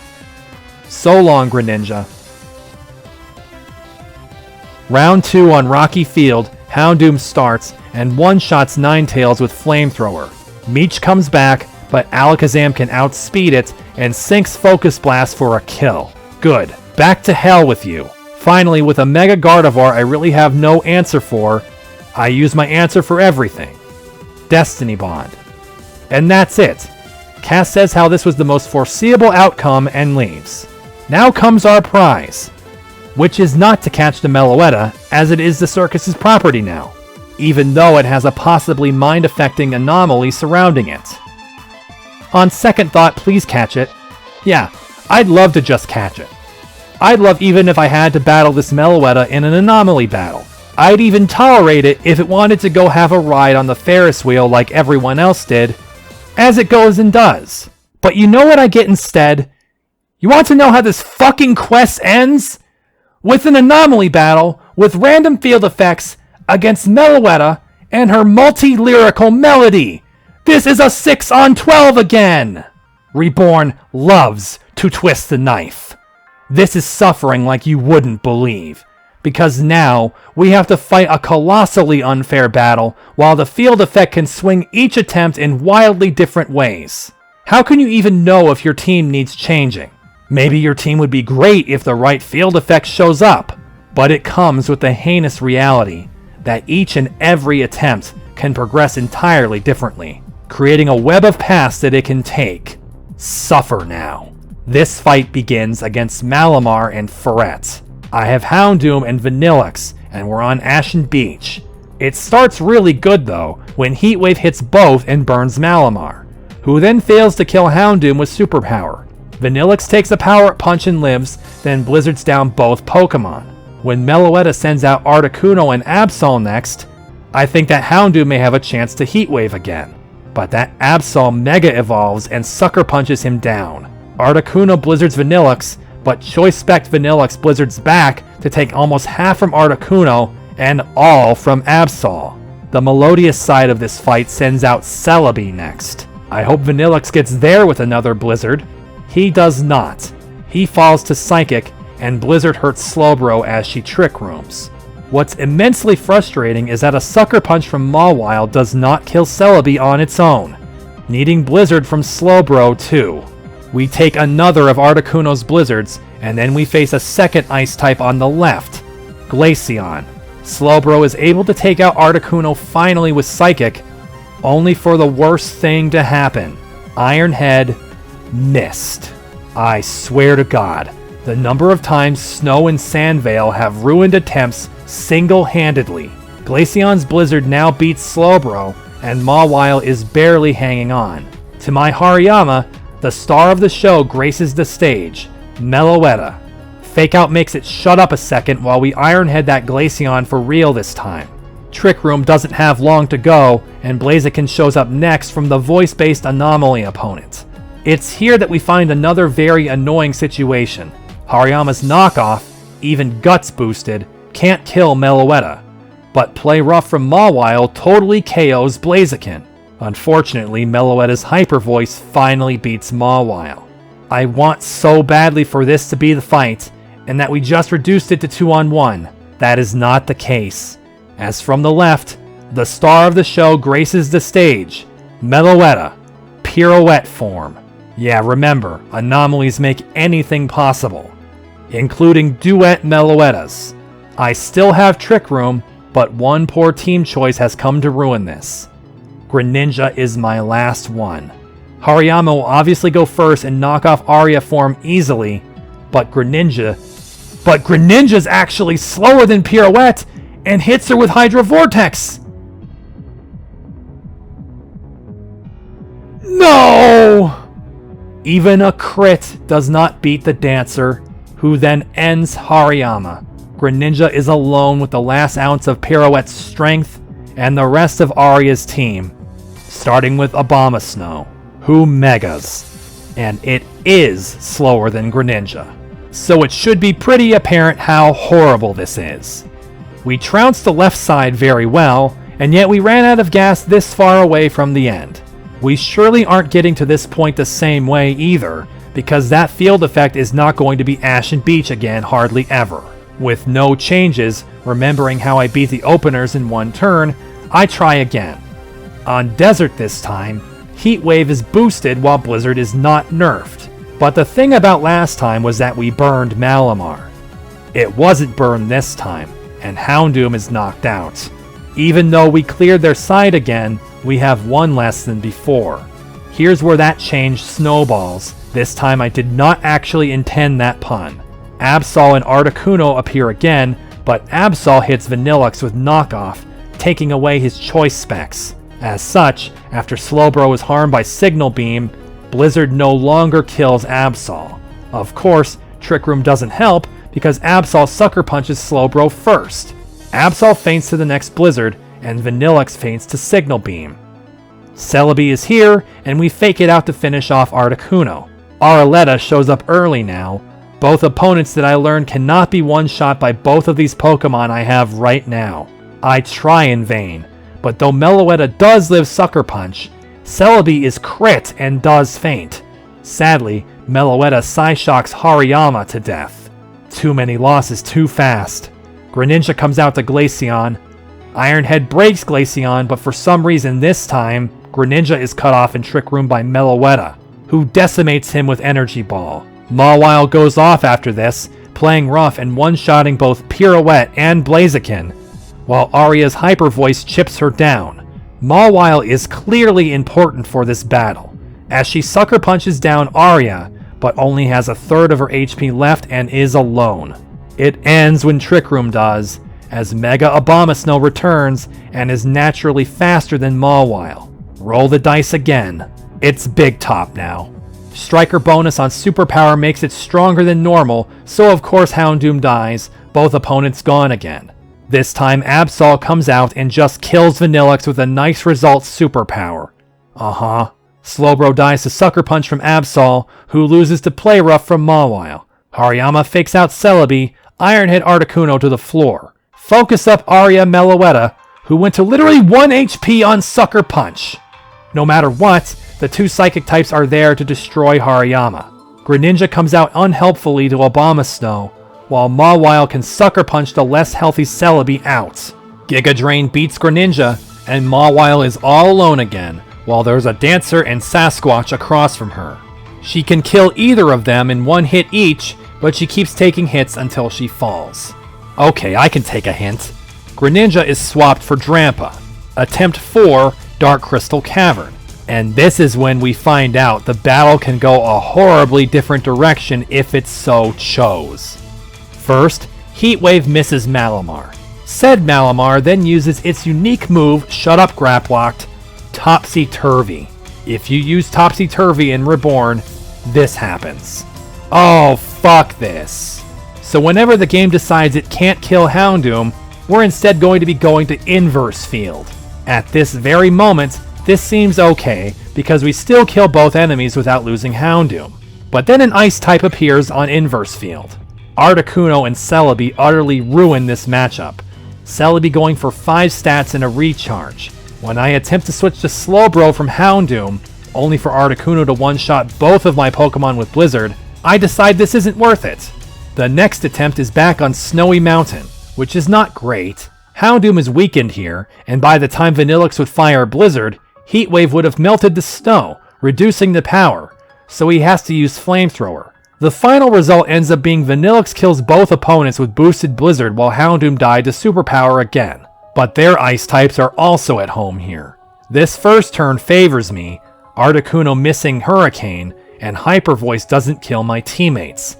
A Blizzard, though resisted, does quite a lot to them, and next turn in Trick Room, we both Blizzard and overpower the Glaceon and Articuno. This is when we get to one of the last Pokemon from Meloetta that still hasn't shown up. Yet again, Alolan Ninetales. That's along with Absol, so Slowbro is screwed. Sucker Punch takes her, but Blizzard goes after to revenge the Absol. Also, Meloetta saw our fight with Cass, and also put an eject button on this Ninetales, next sending herself and Celebi.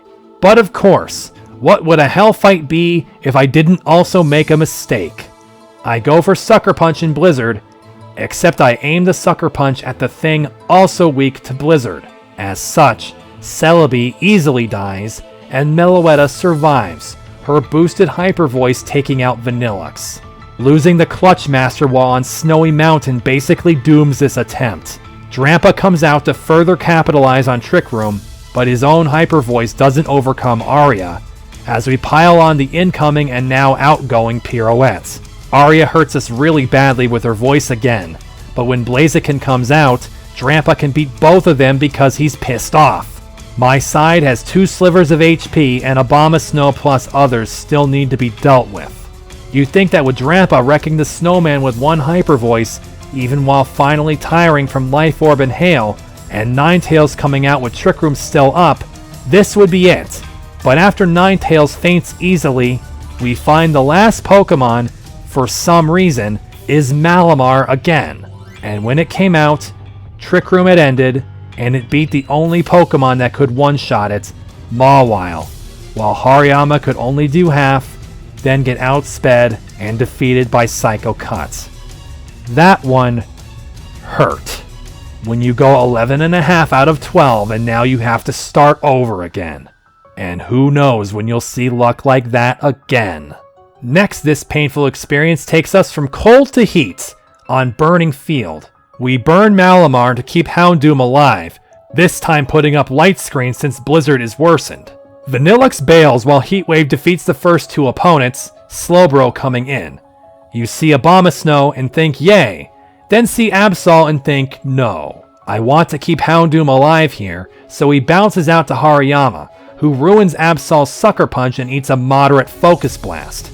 Trick Room starts, but Slowbro is now Sucker Punched out, Brick Break cracks Absol, and Hariyama takes Focus Blast number 2. At that though, Abomasnow dies while I did absolutely nothing to it. Thanks, Burning Field. But it also takes Hariyama. Mawile and Drampa now take the field against Arya and Blaziken. Blaziken is knocked out while Meloetta is burned by Flamethrower. We take a softened Hyper Voice thanks to Light Screen, and Celebi arrives. We get a clean turn with Flamethrower to Celebi and Sucker Punch to Arya, taking only burning damage. Malamar 2 shows up with Pirouette now. The jellyfish is rough played out of the fight, but fighting Meloetta survives Flamethrower to use Return on Drampa to finish him. Now I'm stuck wishing Trick Room would go away soon, because Houndoom would be amazing here if he could go first still. Ninetales dies to 1 Ironhead, but Vanillux's poor Blizzard here can't get Meloetta, and when all is said and done, everyone is fainted. For once, Trick Room not ending causes this defeat, as Houndoom comes out with low HP to 2 ice types and faints to them. The next fight that starts on misty terrain leads Houndoom to dying turn 1, and Malamar making it inverse shortly after. Absol knocked off Vanillux's specs, surviving Blizzard because of it, but when it tries to Sucker Punch him for the KO, he fails as Vanillux uses Light Screen. I beat Absol with a tap of Brick Break, but then Articuno wails on us with Blizzard. Glaceon comes out to recharge after powering up. Fake Out stalls Articuno, but Blizzard does little to them. Inverse gets out of here. We can pummel Glaceon, but Articuno lives Psychic and kills Slowbro. No group moves leaves me unable to kill Celebi and Articuno, the former defeating Hariyama. Light Screen lets me survive a boosted Dazzling Gleam from Arya as we Sucker Punch Celebi. The double Meloettas are here, but I only beat Pirouette as Drampa is gleamed again. Blaziken falls once again to play rough, evening the fight, except I only have Mawile again and no more Trick Room. Sucker Punch gets Meloetta, but not Abomasnow, even though she gets to swing at it twice. We got Desert again, Houndoom died first turn, Absol outright killed Vanillux with Knockoff. Let's stop this one. Why am I still trying to use Vanillux up front with Houndoom? Because it can beat both opponents? Well, surely something else that's fast can be up there instead of Vanillux so that Houndoom could survive. Yeah, let's change Vanillux for Aerodactyl. That's much better. There's almost nothing weak to ice in this fight, but a ton is weak to rock. Plus, Aerodactyl can make use of his speed at the front of the fight so that Trick Room doesn't screw him later. Attempt 9 is in a broken factory again, but after I discovered that Rock Slide and Heat Wave don't kill either opponent, we then leave Short Circuit for Inverse. A second round of our attacks beats them, my Pokemon both still alive. But Inverse makes Abomasnow and Celebi impossible to deal with when we're both Choice Scarfed. Celebi is recharging, and Drampa and Hariyama both survive a Blizzard, but they're slow as shit. They both get bowled over immediately. Slowbro and Mawile try to go out there, but then both immediately get wiped. No chance. Swamp appears yet again briefly on attempt 10, which ends as soon as Aerodactyl and Houndoom collectively hit Ferret once. Corrosive Field next, which puts both of their Pokemon down 25% along with Houndoom. This still doesn't kill Malamar with Rock Slide and Heat Wave. It's surviving by a shred. Houndoom dies again, Slowbro comes out, Rock Slide nearly kills Glaceon and finishes Malamar. Aerodactyl dodges a Blizzard and Trick Room begins. Aerodactyl must leave for Mawile. Glaceon is beaten by Slowbro, who is beaten by Articuno. Celebi comes in to lose half its HP to Corrosive. Hariyama takes out Articuno to get rid of Celebi with Sucker Punch. Pirouette is bashed by close combat and Ironhead shatters Articuno. Then Arya appears with Blaziken, and Corrosive makes this fight for me. Meloetta losing 25% HP means Knockoff now beats it, and Blaziken falls like always. Now both Meloettas are gone, but both Megas show up. I want to hope that Absol can't kill either of mine with Sucker Punch, but I focus it with both since I'm pretty sure Hariyama with less defense will faint. He didn't! He crushes Absol, then Playrough turns to Abomasnow already half dead and kills it too! It's suddenly 2-on-1, and Ninetales loses half of its HP too. We take it out easily, as Hariyama finally can't take any more hail. Drampa comes out to help with the last Pokemon, Malamar too. Trick Room was still there, and we both gang up on it to finally win this horrible fight, thank God. This was a clusterfuck of staggering proportions. I knew that my team comp was good enough, but for the love of God, the field effects. So many times the field effects either ruined my fight, or helped me so much that losing anyway only made it sting that much more. In the end, Corrosive Field, a field effect that was barely ever in a mandatory fight, came through more than any other. In the same episode that featured Umbral Radimus, this fight was similarly horrendously painful for me last time. I begged the game to let me through. Just give me the lucky field that lets me win. As loathsome as the battle wheel is though, it does one thing right. It makes an impression, and you won't ever forget it. That's why I took a screenshot of this fight team too. Other than Blastoise, all of these teammates have been used in this series, except this is how long it took me to get Talonflame. And yeah, it's also shiny. It's one of the things I missed that I don't have shiny Talonflame on this file, because it's fucking awesome. As for this team in this fight, hell if I know. All I can say is the screenshot name, which is Meloetta, Jesus the RNG. Of course, we're not totally done yet. We still have to catch this thing.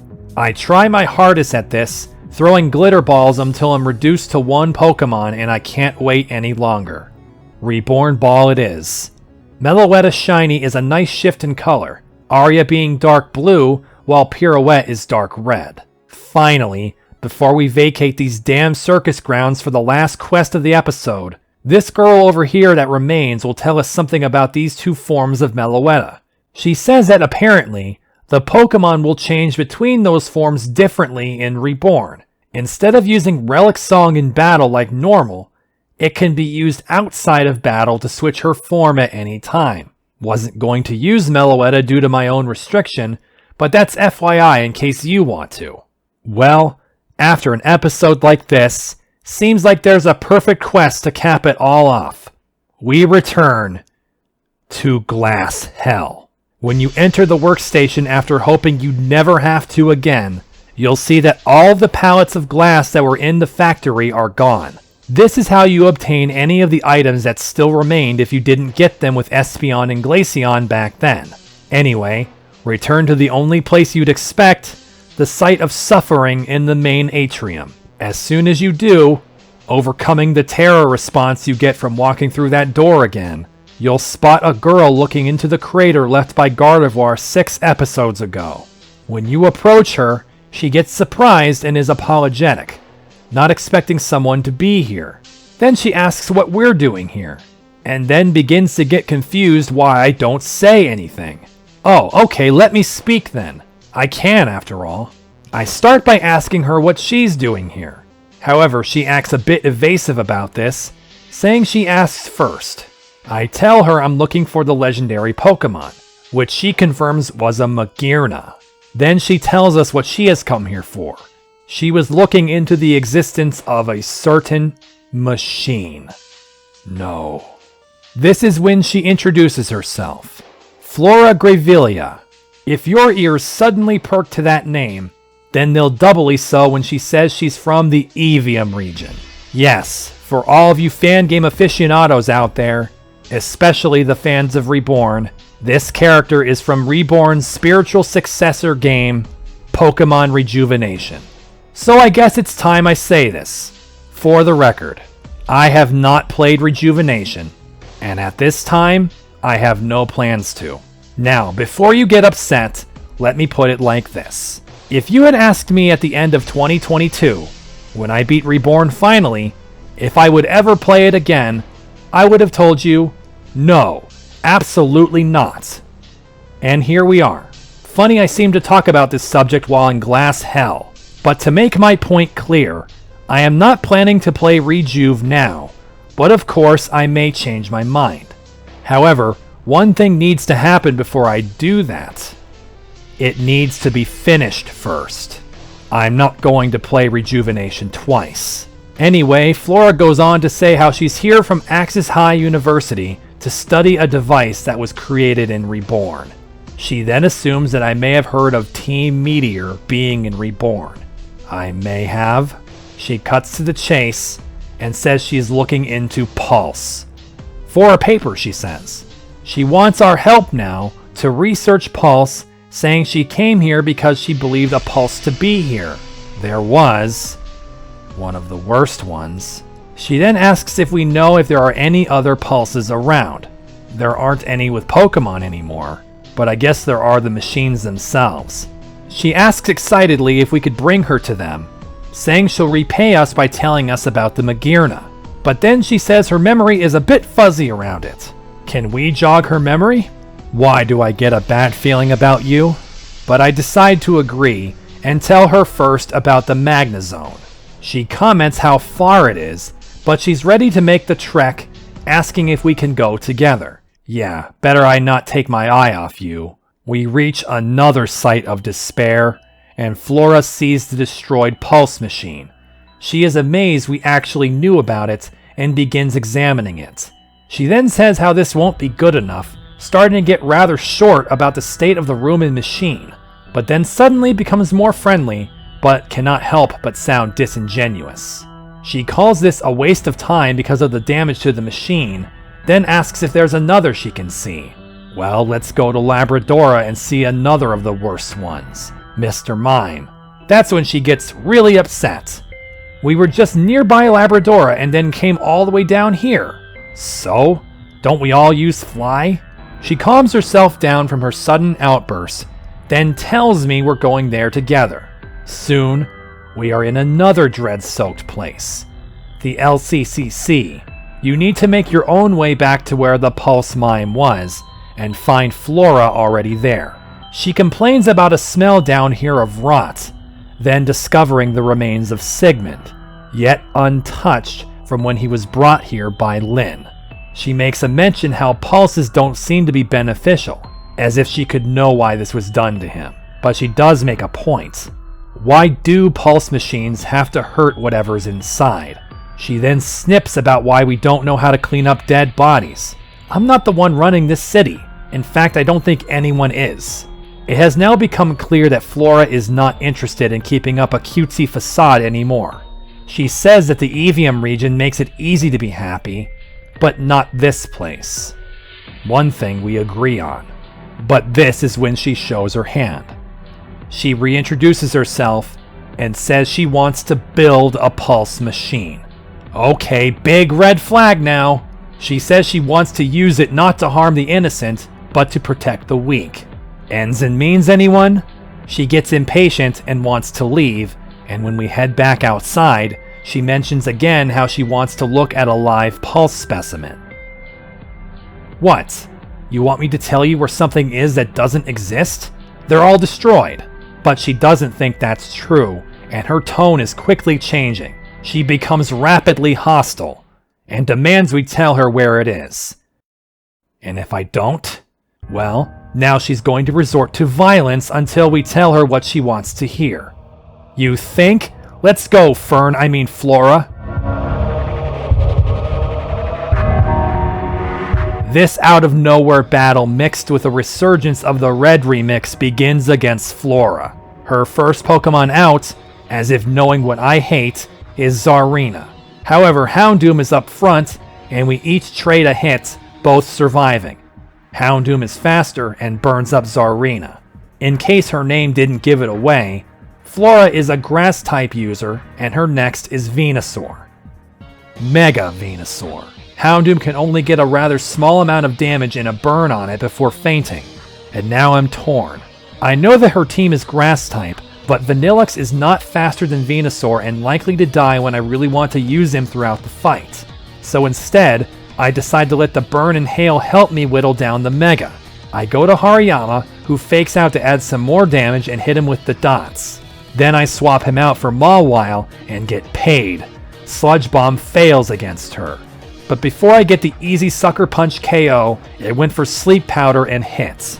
Damn, but I think that she's pretty resistant to Venusaur otherwise, so I leave her hoping for a quick wake-up. But instead, luck just smiles on me, and Venusaur misses 2 Leech Seeds in a row.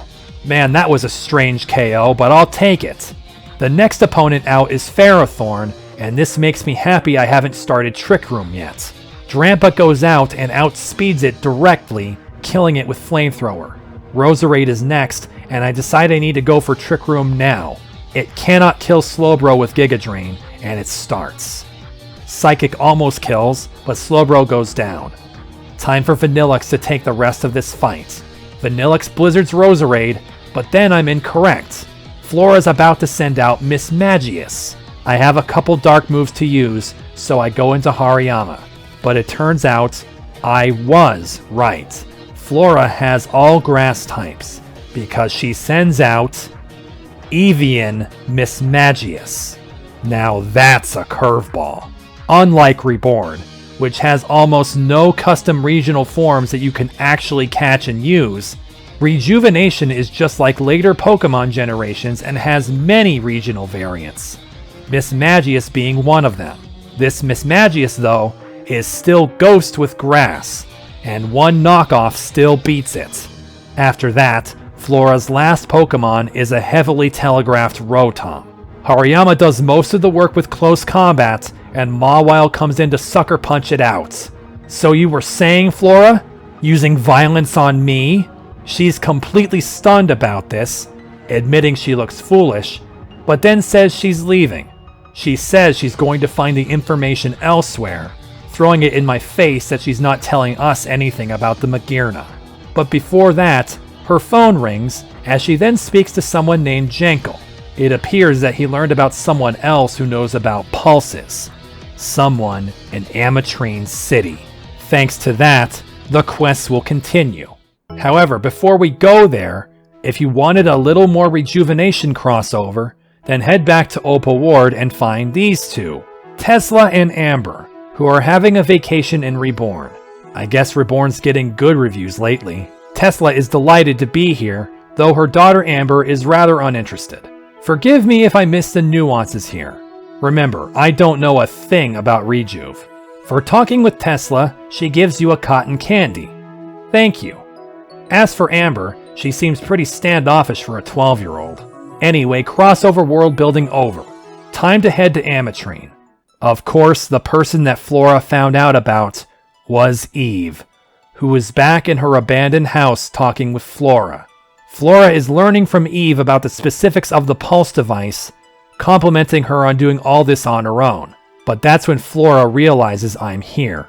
Eve turns and welcomes me, telling me how Flora told her the same BS she told me.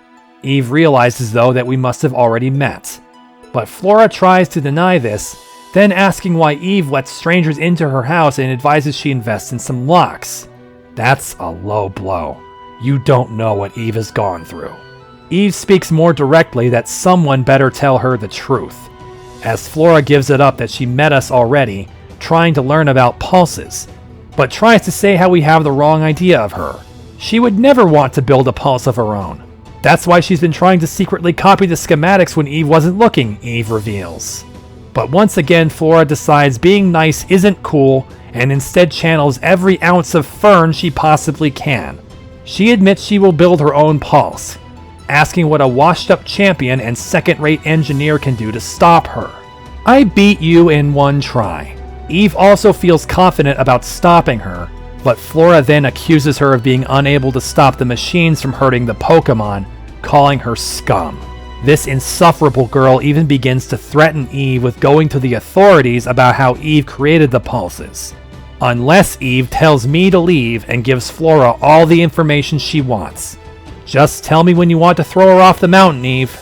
But instead of being angry or intimidated, Eve asks something else. Does Flora think she can fix the issues with the pulse machines? Flora acts even shittier, saying how she will fix it because she actually cares, unlike Eve, going further to call out the entire region for being stupid and in the Stone Age. I don't know if this is how Flora acts in Rejuvenation, but if she does, I guess every game has to have a Fern in it. But despite all these insults and threats, Eve agrees to cooperate. However, when Flora tries to dismiss me, Eve puts her in her place. They need me for this. Why? Because there is still a living pulse specimen, one completed without her knowledge, in the Champions Room in Charis Hall. Holy shit. Lynn's Pulse Abra. Flora decides she has no choice but to accept, telling us to meet her at Charis Hall and says she will tell us about the Magirna again, as long as I don't fuck it up.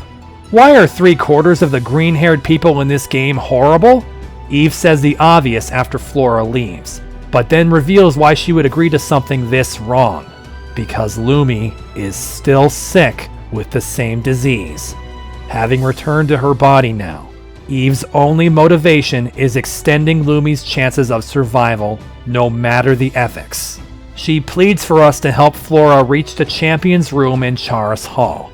And so we come to the centerpiece of this quest.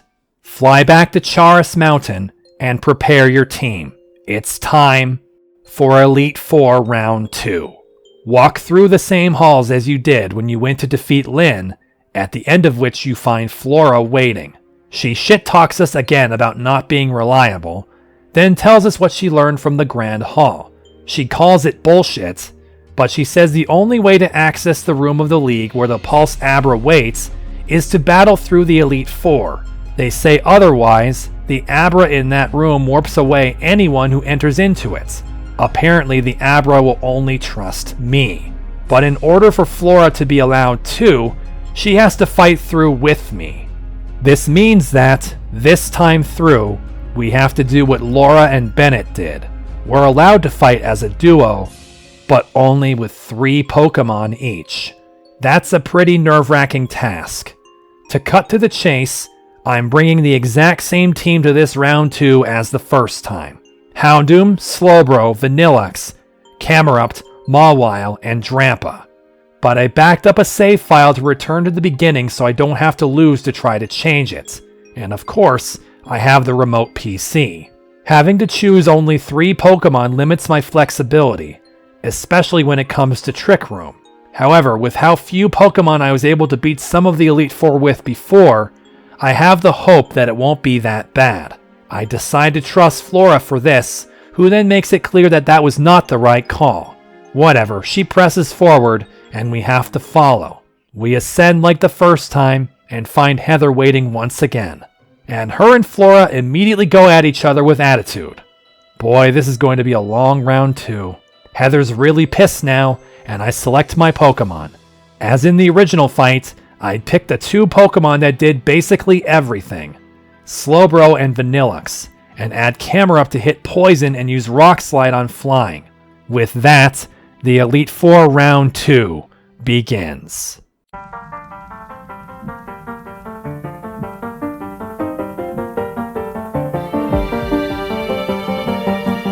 This time around, though, all of the fights are in doubles, and the teams are going to face aren't shy to use legendaries. Heather uses one with Corey's Crobat, Landorus.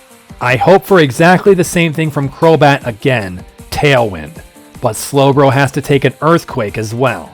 She does. Flora's Ferrothorn kills Crobat immediately with Gyro Ball, and Trick Room begins. Heather then sends out Salamence already.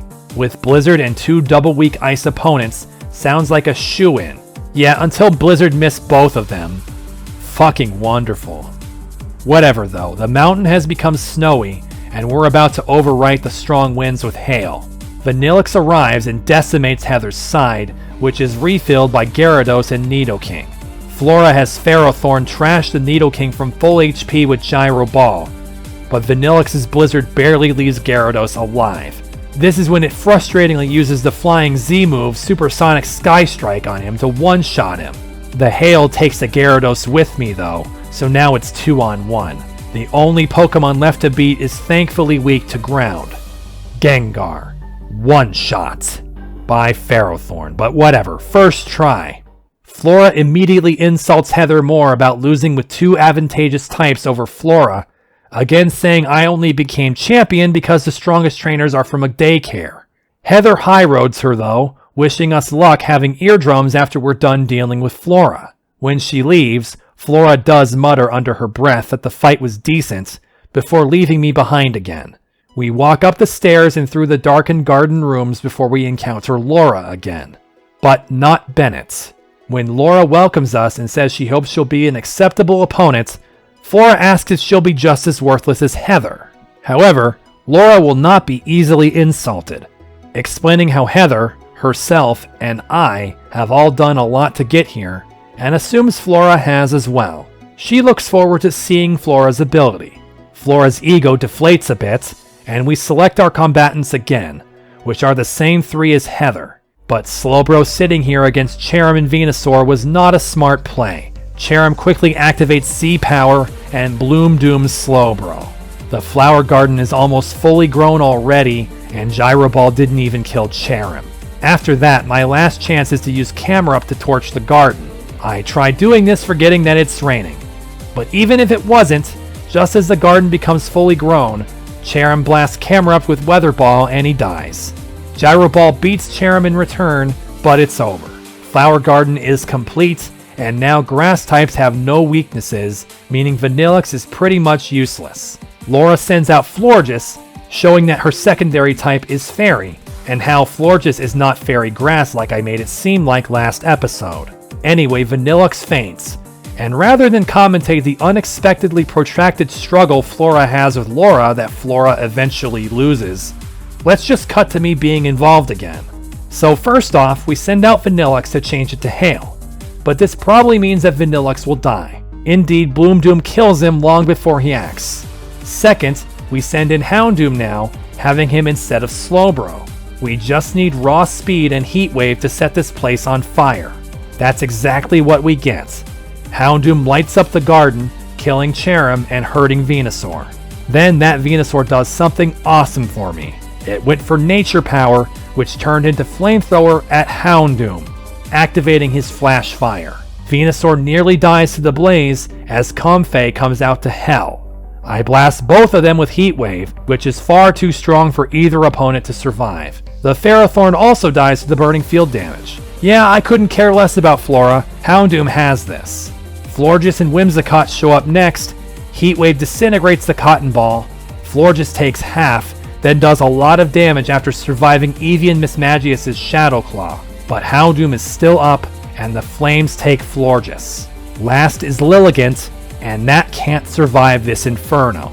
Good, we've avoided the horrible full power of Flower Garden Field once again. Flora gloats over Laura, calling the fight free. Yeah, because I burned up the field at a great mental cost to Laura. Despite this barb, Laura is still kind to this undeserving girl, which causes Flora to once again admit her opponent was good, even being happy a grass trainer was an Elite Four member. Flora rushes on again like always, and we have to follow after. On to the next chamber, which yet again takes us through the Gothic church setting to Elias, When he greets us in Latin like usual, Flora is quick to call him ancient. Elias is stoic about her tone, as he says he was informed about this, referring to me as Lord. That gets Flora to cackle incessantly again, but Elias yet again remains steadfast that I am the avatar of Arceus. Flora insists that I set the record straight, that I'm not such a thing. I tell Elias he honors me.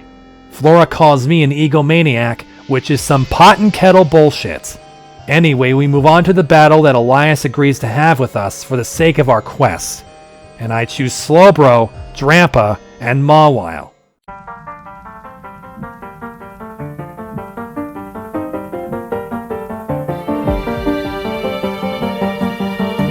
Oh boy, Slowbro better survive, because that Noivern and Como-O to begin are bad news.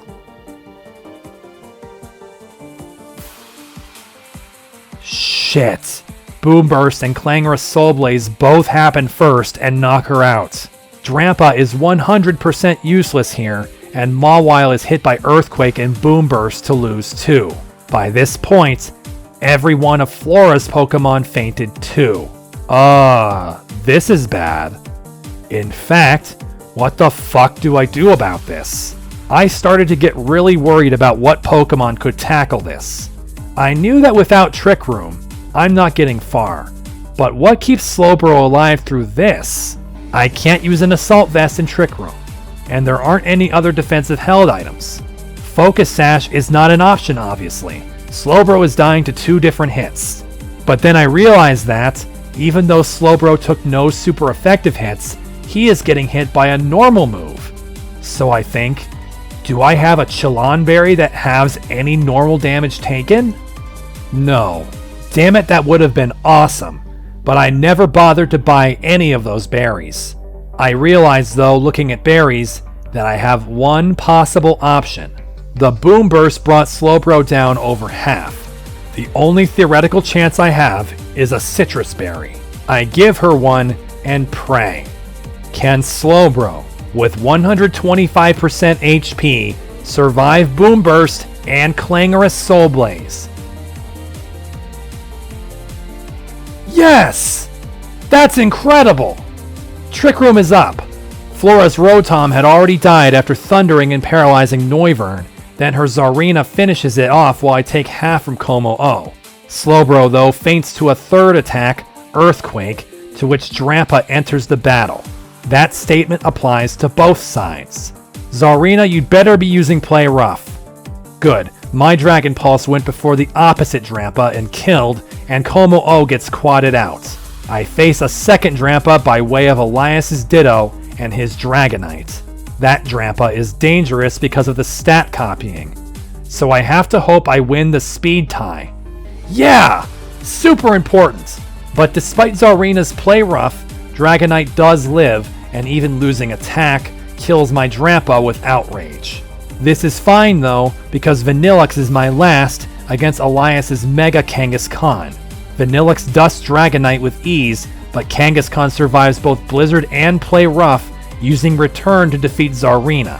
Then, because I had to give Slowbro something besides an Amplified Rock, Trick Room is already gone, and Flora only has her Roserade left. However, Kangaskhan has less health than a Hail Hit will do to it, so as long as it can't kill both of us on this turn, we win. It can't, hitting only Flora's Pokemon, leaving the Clutch Master standing. Mega shout out to Slowbro. Elias permits us to go on, and Flora can't wait to do so. But then, when we walk into the last room, something may cross your mind, especially as we look around this room. Are we going to fight Anna last? But isn't she still asleep? As you move forward, you may get the feeling that we will not fight Anna. The decor in this room is completely different. You are moved forward from platform to platform by way of wings. Reaching this center platform, and you find out that the last opponent is Bennett. No, I refuse to believe this. Who made the decision to make Bennett #1 contender to the champion? But I should lay off Bennett, as he's about to get laid into by Flora. He greets us, saying that he has redecorated this room while Anna is indisposed. This gets Flora to ask if he's gay or a bug trainer to know how much to judge him. When he says he's a bug trainer, Flora calls that the wrong answer, calling them disgusting. Bennett observes how the tables have turned since last time, as he will fight a tandem team like he would normally do with Laura. That's when Flora is aghast at the idea that a creep like Bennett would be partnered, that is romantically, to Laura, even though he clarifies it's just professional. She just says this right to his face. Somehow, Bennett is composed enough to this abuse to actually ask her what about him creeps her out. She then clarifies it's just the bug types. Are you like 8 years old? I can't wait for this to be over. And apparently neither can Bennett. Houndoom, Camerupt, and Drampa go, because I don't expect Slowbro to survive for Trick Room here either.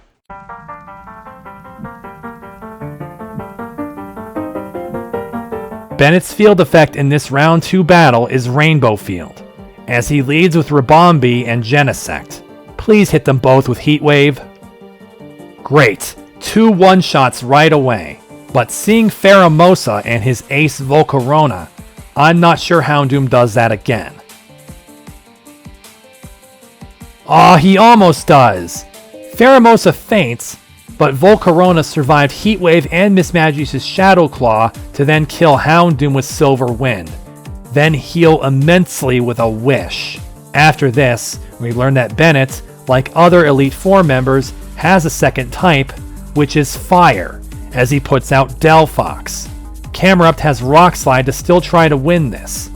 Mismagius decks the Delphox for me with Shadow Claw. Camerupt takes a Heat Wave, then lands rocks on the Volcarona to beat it. Bennett's final Pokemon is Charizard, and I'm just hoping that when it inevitably Megas, it's Y. It is Y, but it takes a Shadow Claw from Mismagius, then blasts us with Heat Wave again. Camerupt faints, but Mismagius hung on with a Focus Sash, only to get burned and faint anyway. We are in a bad way. My last is Drampa, as another wish from the Delphox using a seed healed up Charizard. Flora sends out the disadvantaged Mega Starter from Charizard's same homeland. We both survive a Heat Wave, but Venusaur's Sludge Bomb doesn't do much. Drampa's Hyper Voice here is boosted and will get a random type. Will I get lucky? Yes! Super effective hit wins us the fight, and an Elite Four round 2 is conquered. Anyway, I don't want to paraphrase any more of Flora's horrible attitude, as Bennett lets us go onwards to the champion room. As we pass by Bennett though and talk to him again, he asks us if we think he is creepy. No man, you're alright. Relationship points and all that. We have finally returned to the room where we faced Lynn before she teleported us to the Cité Astra. The tool she used for this, the Pulse Abra, is still here. However, it is not hostile to us, and Flora tells us she will need to be here a while, dismissing us. Yeah, you're welcome. She makes the mention how horrible it is that Abra was hooked up to this machine and left here. Only someone truly rotten could do that. You have no idea. She gives me kudos for taking care of that since Abra is here in the champions room, then says she will meet us at Eve's house later, telling us to go on to the last room. Yes, because as per usual in a Pokemon game, the room after the champion room is the Hall of Fame. We got entered last time we beat the Elite Four even though we didn't see it, but let's do it officially. Houndoom, Mawile, Slowbro, Drampa, Camerupt, Vanillux,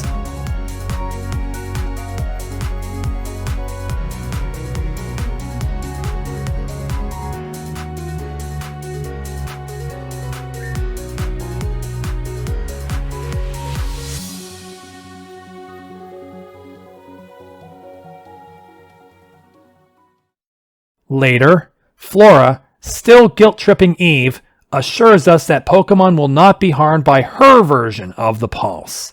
Eve does praise Flora's solution, which is to split up the amplification process between multiple members of a species at once. But after that, she calls Flora insufferable and tells her to get out. Yeah, I second that. Before she does, though, Flora makes good on her promise this time about the Magirna.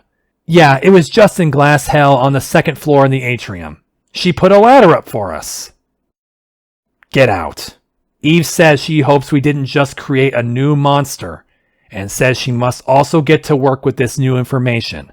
So that leaves me to return to glass hell and find this ladder up. This means we can finally get this item that's been teasing us. It's an XL candy. It couldn't be, I don't know, another Reborn ball at least? Then get a load of this. You need Rock Smash to access the right side door. Easy HMs. Use it. Finally, walk through the door and lay eyes on our last opponent today, Anomaly Magirna.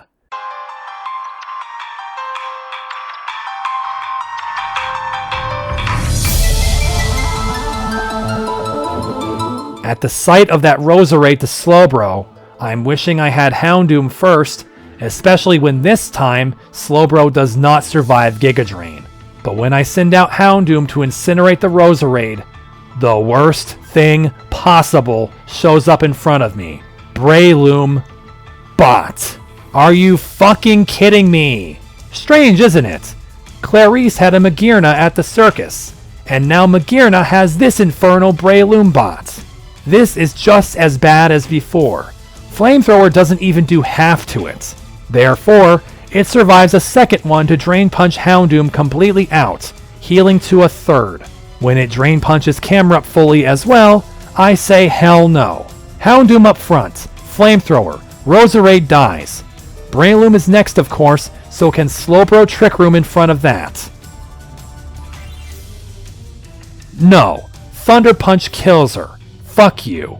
Back to Houndoom for the only choice left, Destiny Bond. It dies, and I'm behind one in blind to the next Pokemon. Mawile coaxes out the king of Factory Field, Kling Klang. But after shifting gears once and taking one less than half Brick Break, it misses a Gear Grind, which allows Mawile to Brick Break and Sucker Punch.